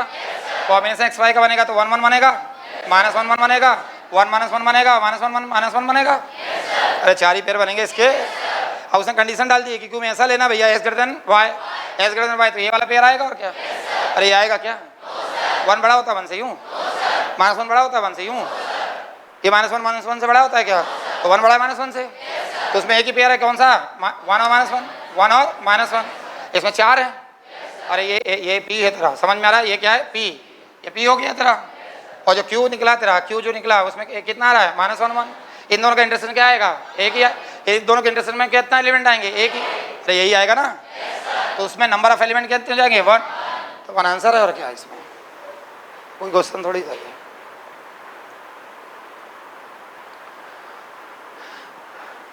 ये तो मुझे लगता है एक फिल्म आई थी वेलकम बैक, वो नसरुद्दीन साहब वो कुछ करता ना, बाद में बोलता था मजाक था भाई, मजाक नहीं, बाद में मुझे लगता है पेपर बोल के जमशेदपुर बना के ये नहीं बोलते मजाक था भाई मजाक, हम तो अगला पेपर भी कराएंगे। मुझे लग नहीं रहा था, जैसे कल तक तुम तो बोल रहे थे पेपर कंपाइल नहीं हुआ था, तो बता जितनी किस लेवल पे मेहनत मैंने करा, जिस लेवल पे पेपर बनाया, जिस लेवल पे R&D करा, वो पूरा R&D का मतलब निकला पूरा कॉपी। मैं बोल रहा हूँ सर कॉपी घोट लेते, सारे क्वेश्चन ठोक देते। अब ये क्वेश्चन पता किसके लेवल के साइमल्टेनियस क्वेश्चन सॉल्यूशन निकालने बताया। ये क्वेश्चन हो गया, कॉपी का नहीं है क्या? हजारों क्वेश्चन इस टाइप की कॉपी बनाया, हजारों क्वेश्चन। याद आ रहा है? आइगन वैल्यू, आइगन वेक्टर के बाद इकोलन फॉर्म में कन्वर्ट किया था इसको। ये भी क्वेश्चन कॉपी का है, इकोलन फॉर्म में कन्वर्ट करे होगा, एक स्टेप में आंसर आएगा, सिर्फ एक स्टेप, दूसरा स्टेप भी नहीं जाऊंगा मैं, समझ। x + 2y + 2z = 5, ये 40 नंबर पे आ गया, ये भी कॉपी का क्वेश्चन है। x + 2y + 2z = 5, x + 2y + 3z = 6, x + 2y + z lambda z = μ। अब यहाँ नालायकों ने 11 लिख के दे दिया था मेरे को, लड़कों ने। Have infinite many solution, infinite many solution. याद करो ये इक्वेशन कैसी है? Non homogeneous.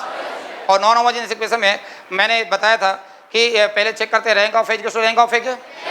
if rank of a = rank of a = number of variable, then unique solution exists. If rank of a = rank of a not equal to number of variable, then infinite number solution. अगर एक ही rank बराबर हो लेकिन जो number of variable है बराबर नहीं हो, एक ही रैंक बराबर हो, एक ही रैंक बराबर हो और वेरिएबल बराबर नहीं हो, तो there is infinite number solution. याद आ गया? और मैंने ये भी बताया कि ए और ए को अलग अलग मत निकालो, एक साथ ही निकाल लो। याद आ गया? तो हम क्या करेंगे, पहले ए को कोएफिशिएंट मैट्रिक्स बोलते हैं, ए को क्या बोलते हैं? ऑगमेंटेड मैट्रिक्स बोलते हैं। तो हमने ए और ए के साथ में निकाल लिया। तो यहाँ पे 1 2 2 और 5, वहाँ क्या निकाला? 1 2 3 और 6, और वहाँ पे क्या निकाला? 1 2 लैम्डा। यही अब इक्विवेलेंट फॉर्म में कन्वर्ट करेंगे। According to equivalent form first element should be unity. पहला एलिमेंट 1 होना चाहिए, 1 है भैया यहाँ पे। यहाँ क्या आना चाहिए? 0। यहाँ क्या आना चाहिए? 0। R2 - R1, R3 - R1। तो मैंने क्या करा? R2 में R2 - R1 कर दिया, और R3 में क्या करा? R3 - R1, R3 में क्या करा? R1। तुम R3 - R2 भी कर सकते हो, समझ में? तो यहाँ माइनस करा तो यहाँ क्या आ गया? 0। ये कितना आ गया? 0। तो ये कितना आ गया? 1। ये कितना आ गया? 1 आ गया 1। यहाँ क्या आ गया? 0। यहाँ क्या आ गया? 0। यहाँ क्या है? लैम्डा -2 आ गया आंसर। यहाँ क्या है? लैम्डा -5। क्लियर हुआ? अगर ए की बात करें तो मैंने बोला था इसको छिपा लेना, ये जो दिख रहा है वो क्या है? ए, और हटा लेना तो पूरा क्या है? ए के। समझ में आ रहा है? अगर इनफाइनाइट नंबर सॉल्यूशन बनाना है तो ए की रैंक बराबर करनी पड़ेगी। तो ए और ए की रैंक तभी बराबर होगी क्योंकि यहाँ पे 0 आ जाए और यहाँ 0 आ जाए। अब यहाँ 0 लाना है तो लैम्डा -2, लैम्डा क्या रखना पड़ेगा? 2, और यहाँ 0 लाना तो म्यू क्या रखना पड़ेगा? 5। तो ये भी 0, ये भी 0। जब ये दो 0 जाएंगे तो एक ही रैंक आ जाएगी 2, और एक की आ जाएगी 2, और वेरिएबल कितने हैं? 3। तो कितने सॉल्यूशन होंगे? इनफाइनाइट। तो लैम्डा की वैल्यू या इसको 0 पुट करोगे तो लैम्डा क्या आ गया? 2, और म्यू क्या आ गया? 5। नहीं, ये बात समझ में? वही तो लैम्डा 2 5 म्यू 5, ये रहा सही आंसर। कॉपी का क्वेश्चन नहीं है क्या? है, कराया था, और कई सारे क्वेश्चन कराए थे। समझ में आ रहा है? याद आ गए? यहाँ पे fx रखा है, x वर्ग क्या है? 1/3। First function is differential of second, ये क्या हो जाएगा? 2/3 6 माइनस x की पावर 2/3 माइनस 1। 2/3 माइनस 1 कितना हो गया? -1/3। समझ में आ रहा है? और x का क्या हो गया? -1 प्लस। आगे आते हैं, इसको अपन ने करा 6 माइनस 1, 6 माइनस x की पावर कितना हो गया? 2/3, और इसकी बार क्या जाएगा? 1/3। x की बार कितना हो गया? -2/3। क्लियर? अब 0 से 4 के बीच में कोई वैल्यू उठा के रखो। 0 से 4 के बीच में से 2 रखते हैं, रख के देखते हैं। 2 रखा तो 6 माइनस 2 कितना हो गया? 4। तो यहाँ पे 2 की पावर क्या जाएगा? 1/3। समझ में आ रहा है? 2/3 पहले से ही है। क्लियर? 6 माइनस 2 कितना हो गया? 4 की पावर, तो ये नीचे गया तो 4 की पावर क्या जाएगा? 1/3 हो गया। माइनस है तो माइनस हो गया, ये माइनस से रखा ना, -1 माइनस हो गया। प्लस 6 माइनस 2 कितना हो गया? 4 की पावर कितना हो गया? अच्छा, डिवाइड में 4 की पावर 2/3, यहाँ पॉजिटिव है। 4 की पावर कितना हो गया? 2/3। 4 की पावर 2/3 इंटू क्या है? 1/3, और 1/x की वैल्यू क्या रखा अपन ने? 2 की पावर कितना हो जाएगा? 2/3। 2 की पावर 2/3। ये 6 था, यहाँ 6 to infinity था। ध्यान से बसते जाना। पहले अपन ये यहाँ तक डिफरेंशिएट कर, क्वेश्चन ध्यान से समझना। यहाँ तक डिफरेंशिएट कर लिया। अब ऑप्शन में चेक करते हैं। इसने बोला point of inflection. Point of inflection मतलब होता है क्रिटिकल पॉइंट। क्रिटिकल पॉइंट मतलब फंक्शन को डिफरेंशिएट करने के बाद 0 रखने के बाद जो पॉइंट आता है उसको क्या बोलते हैं? Critical point. और क्रिटिकल पॉइंट है पॉइंट ऑफ इन्फ्लेक्शन। 4-5 नाम बताए थे मैंने। Critical point, point of maxima, point of minima, point of inflection. समझ में? एक्सट्रीम पॉइंट एक ही बात है। वो किससे निकलता है? y' 0 पुट कर रहे हैं तो y' 0 पुट करा तो ये वाला पार्ट फैक्टर 0 आएगा। 6 माइनस वहाँ से भी आ रहा है, यहाँ से भी आ रहा है। अरे 6 माइनस x यहाँ से भी आ रहा है, यहाँ से भी आ रहा है, कॉमन आएगा। तो 6 माइनस x इक्वल टू क्या आ जाएगा? 0। x इक्वल टू क्या आ जाएगा? 6। तो x equal to 6 point of inflection है। ये सही है, लेकिन वहाँ नॉट ट्रू बोला है, नॉट ट्रू बोला तो इस पर टिक नहीं करेंगे। समझ में आ रहा है? एक्स यहाँ से भी निकल रहा है कॉमन, यहाँ से भी निकल रहा है x common, x equal to 0 भी पॉइंट ऑफ इंफ्लेक्शन है, मतलब नॉट ट्रू बोला तो इसको भी टिक नहीं करेंगे, इसको भी टिक नहीं करेंगे। अब आते हैं यहाँ पे, तो 0 का यहाँ पर ने देखा 6 इन्फिनिटी में, 6 इन्फिनिटी में हमने क्या देखा, इंक्रीजिंग है, डिवाइड ग्रेटर देन 0 है, लेकिन क्या रखा है, डिक्रीजिंग, तो आंसर ये आएगा। समझ में आ रहा है भैया? क्लियर हुआ? क्योंकि ये इंक्रीजिंग हो रहा है, ये डिवाइड 6 इन्फिनिटी पे क्या हो रहा है, इंक्रीजिंग, बढ़ रहा है। समझ में आ रहा है? जबकि क्या रखा है, डिक्रीजिंग, तो ये आंसर है। क्लियर हो गया?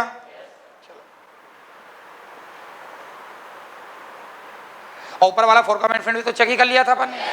अरे 4 इन्फिनिटी पे क्या था, इंक्रीजिंग, अरे पहला वाला तो चेक ही कर लिया था। इन्वर्टिबल मैट्रिक्स, इन्वर्टिबल मैट्रिक्स में बोला था जिसका इनवर्स एग्जिस्ट करे, 1 1 1 2, इनवर्स के लिए इन्वर्टिबल होना जरूरी है। समझ में आ रहा है? तो इन्वर्टिबल मैट्रिक्स में इसमें भी इज ऑलवेज ट्रू बोला है, not true, not true, not always true, not true बोला, ध्यान रखना ये ट्रू नॉट ट्रू में, इसलिए मैं बोला था स्कैनिंग के टाइम जहाँ नॉट ट्रू आए, कैन नॉट से आए, उसमें स्टार लगा लेना। समझ में आ रहा है? हमारा माइंड ट्रेंड है, सॉल्व करते समय मैं तक चूक गया वहाँ पे, ट्रू मतलब करते जा रहे हैं फ्लो में, तो ये गलतियाँ होती है। और वहाँ पे टिक करके अगर मैं भी होता तो एक क्वेश्चन टिक करके आगे बढ़ जाता, क्योंकि वहाँ पे इंक्रीजिंग दिख रहा था और हमारा धुनवंश सवार थे, नॉट ट्रू, तो वहाँ पे अब फ्लो में हो ही जाता गलती, इसलिए स्टार बना लिया, तो देखा कि इसमें स्टार बनाया मतलब कोई गेम है, नॉट ट्रू। बल्कि अब तो होगी एग्जाम, लिख ही लेना चाहिए था नॉट ट्रू, जुने को काम आएगा। If A is invertible matrix then which is not always true. देखो इसे if A is invertible matrix then which is not true, not true बोलना है। समझ में आ रहा है? अब ये सी आंसर चिल्ला के बोल रहा है, क्योंकि हमें पता है ए इंटू ए इनवर्स क्या होता है, आई, ए इंटू ए इनवर्स क्या होता है, आई। इसी मैट्रिक्स में इनवर्स का मल्टीप्लाई करेंगे तो क्या है, आई, और आई का यूनिट डिटरमिनेंट निकालोगे तो क्या आएगा, 1, और 1 कभी 0 के बराबर होता है क्या, होता है क्या, तो ये नॉट ट्रू यही है। समझ में आ रहा है? क्या क्या यहाँ आया था, आया था 1 दिया था, भाई 0 काय को लिख रखा है यहाँ पे, एक जन है, एक सेकंड, क्या बोल रहे हैं? यहाँ 1 था, ये 1 था यहाँ पे, तो भैया 4 बार तुम्हें ऑप्शन बनाने को दे दिया, 4 बार बाबू राव 4 बार दिया है। बताइए यहाँ 1 था, ये 1 था, तो 1 था तो करेक्ट है। तो यूनिट मैट्रिक्स का अगर यूनिट मैट्रिक्स का डिटरमिनेंट निकालेंगे, कोई भी यूनिट मैट्रिक्स होगा 1 0 0 0 1 0 और 0 0 1, तो इसका डिटरमिनेंट क्या आएगा, 1 आएगा। और ये क्या था, नॉट इक्वल टू 1, इसका क्या था, नॉट इक्वल टू 1, तो ए डॉट एडजॉइंट ऑफ ए बराबर डिटरमिनेंट इनटू आई होता है, पढ़ा रखा है मैंने। ए अरे एडजॉइंट की पहली property, A into adjoint of A equal to determinant into I, तो ये नॉट इक्वल टू 1, तो ये गलत है। फिर समझ में आ, क्लियर हो गया? तो नॉट इक्वल टू 1 तो फिर ये गलत है। समझ में आ रहा है? अरे प्रॉपर्टी पढ़ाया था, याद हो, A into adjoint of A equal to adjoint of A dot A equal to क्या पढ़ाया था, डिटरमिनेंट इनटू आई, याद आ रहा है? बस उसी प्रॉपर्टीज हो रहा, तो वो नॉट ट्रू है। अगर यहाँ पे 0 की जगह 1 था तो ट्रू है। समझ में आ रहा है? क्योंकि प्रॉपर्टी होती है आई का यूनिट मैट्रिक्स क्या जाता है, 1। क्लियर? अब कोई बात नहीं, मेमोरी बेस्ड क्वेश्चन लिखने करने में उससे गलती कर लिया होगा, यहाँ कुछ नहीं करना है, इनकी वैल्यू पुट कर लेना, हज़ारों क्वेश्चन कर लिया, इस टाइप हज़ारों क्वेश्चन कर लिया अपने पीएनसी में, एन की वैल्यू 2 कर लेना, 1 से भी आ जाएगा पर 2 पुट कर लेना चाहिए। समझ में आ रहा है कि 2 आंसर मैच करे, फिर उल्टा है, टाइम टेबल लगे, एन की वैल्यू 2 पुट करा, आर तो एन की वैल्यू 2 पुट करा तो 1/2 स्क्वायर हो गया यहाँ पे, R1 है तो R1 N2, तो 2 क्या आएगा, 2P, R1 में 2P 1 हो जाएगा, बाय फैक्टोरियल 1 हो गया, और 2P 2 बाय फैक्टोरियल 2 हो गया। क्लियर? तो 1/4 हो गया यहाँ पे, और 2P 1 तो फैक्टोरियल 2 बाय 2 - 1 1 हो जाएगा, फैक्टोरियल 2 बाय फैक्टोरियल 1 मतलब फैक्टोरियल 2 ही हो गया यहाँ पे, 2P 2 क्या आ जाएगा, फैक्टोरियल 2 बाय फैक्टोरियल 2 हो गया, 1 आ गया, 2 + 1 क्या आ जाएगा, 3 आ गया, तो क्या आ जाएगा 3/4, तो आंसर 3/4। तो अब यहाँ पे सी आंसर में देखो तो 1 - 2 की पावर क्या पड़ा, 2, तो 1 - क्या आ जाएगा 1/4, तो कितना हो गया 3/4, तो आंसर क्या आ गया सी। हो ही गया होगा ये तो। अब ये क्वेश्चन ये भी हो गया होगा 50-50, कोई दिक्कत नहीं। If R is the region first quadrant में लाई कर रहा है x + y² लेस देन 4, अब लेस देन 4 मतलब इनसाइड, अरे s1 लेस देन 0 तो point inside the circle, s1 greater than 0 point lie outside the circle, तो s1 = 0 then point lie on the circle. तो इसने बोला ये s1 है, सर्कल s1 लेस देन क्या बोला 0, तो पॉइंट अंदर लाई कर रहा है, अंदर लाई कर रहा है, पॉइंट PR है, सो ये फर्स्ट क्वाड्रेंट में है, ये सर्कल है जिसका सेंटर 0 0 और रेडियस क्या है 2 है। समझ में आ, रेडियस 2 है, ये पॉइंट R का मान सर्कल के अंदर है, सर्कल के अंदर कहीं हो रहा है, इन द फर्स्ट क्वाड्रेंट बोला है। जब किसने बोला R ग्रेटर देन है, तो फर्स्ट क्वाड्रेंट में 2 पार्ट होंगे, एक R से छोटा होगा, एक R से बड़ा होगा, 50-50 डिवाइड कर रहा है ये, तो 50-50 मतलब प्रोबेबिलिटी क्या जाएगा 1/2। समझ में आ रहा है, ये 1/2। क्लियर हो गया कि नहीं हुआ? समझ में आया क्या हुआ?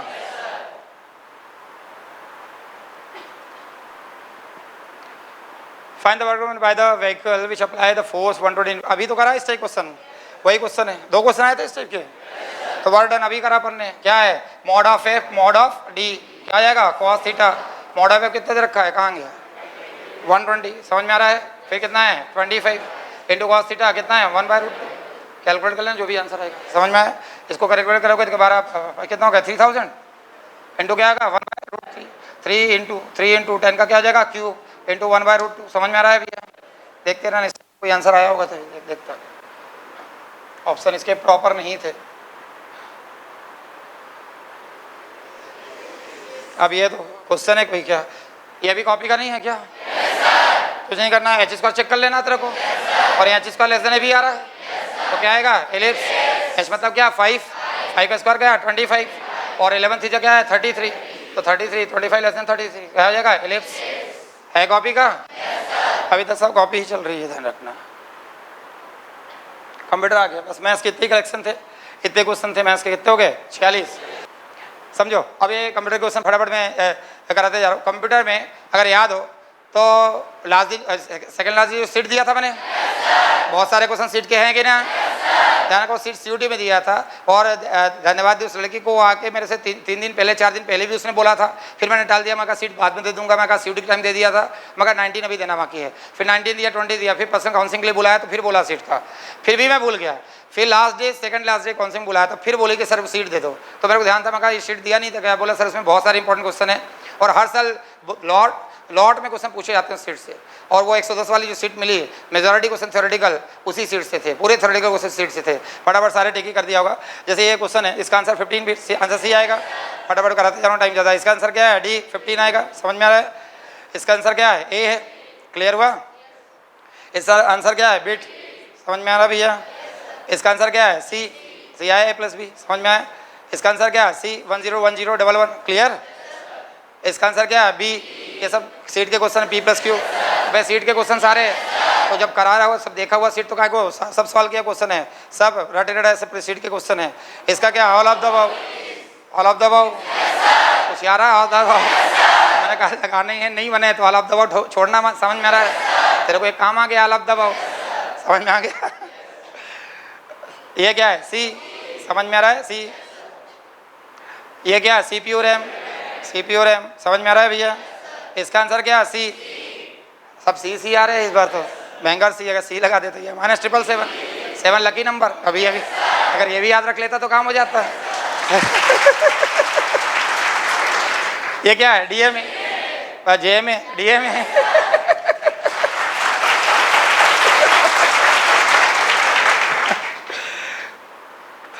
चलो तो ये आज के आनंद की जय, कथा संपूर्ण हुई।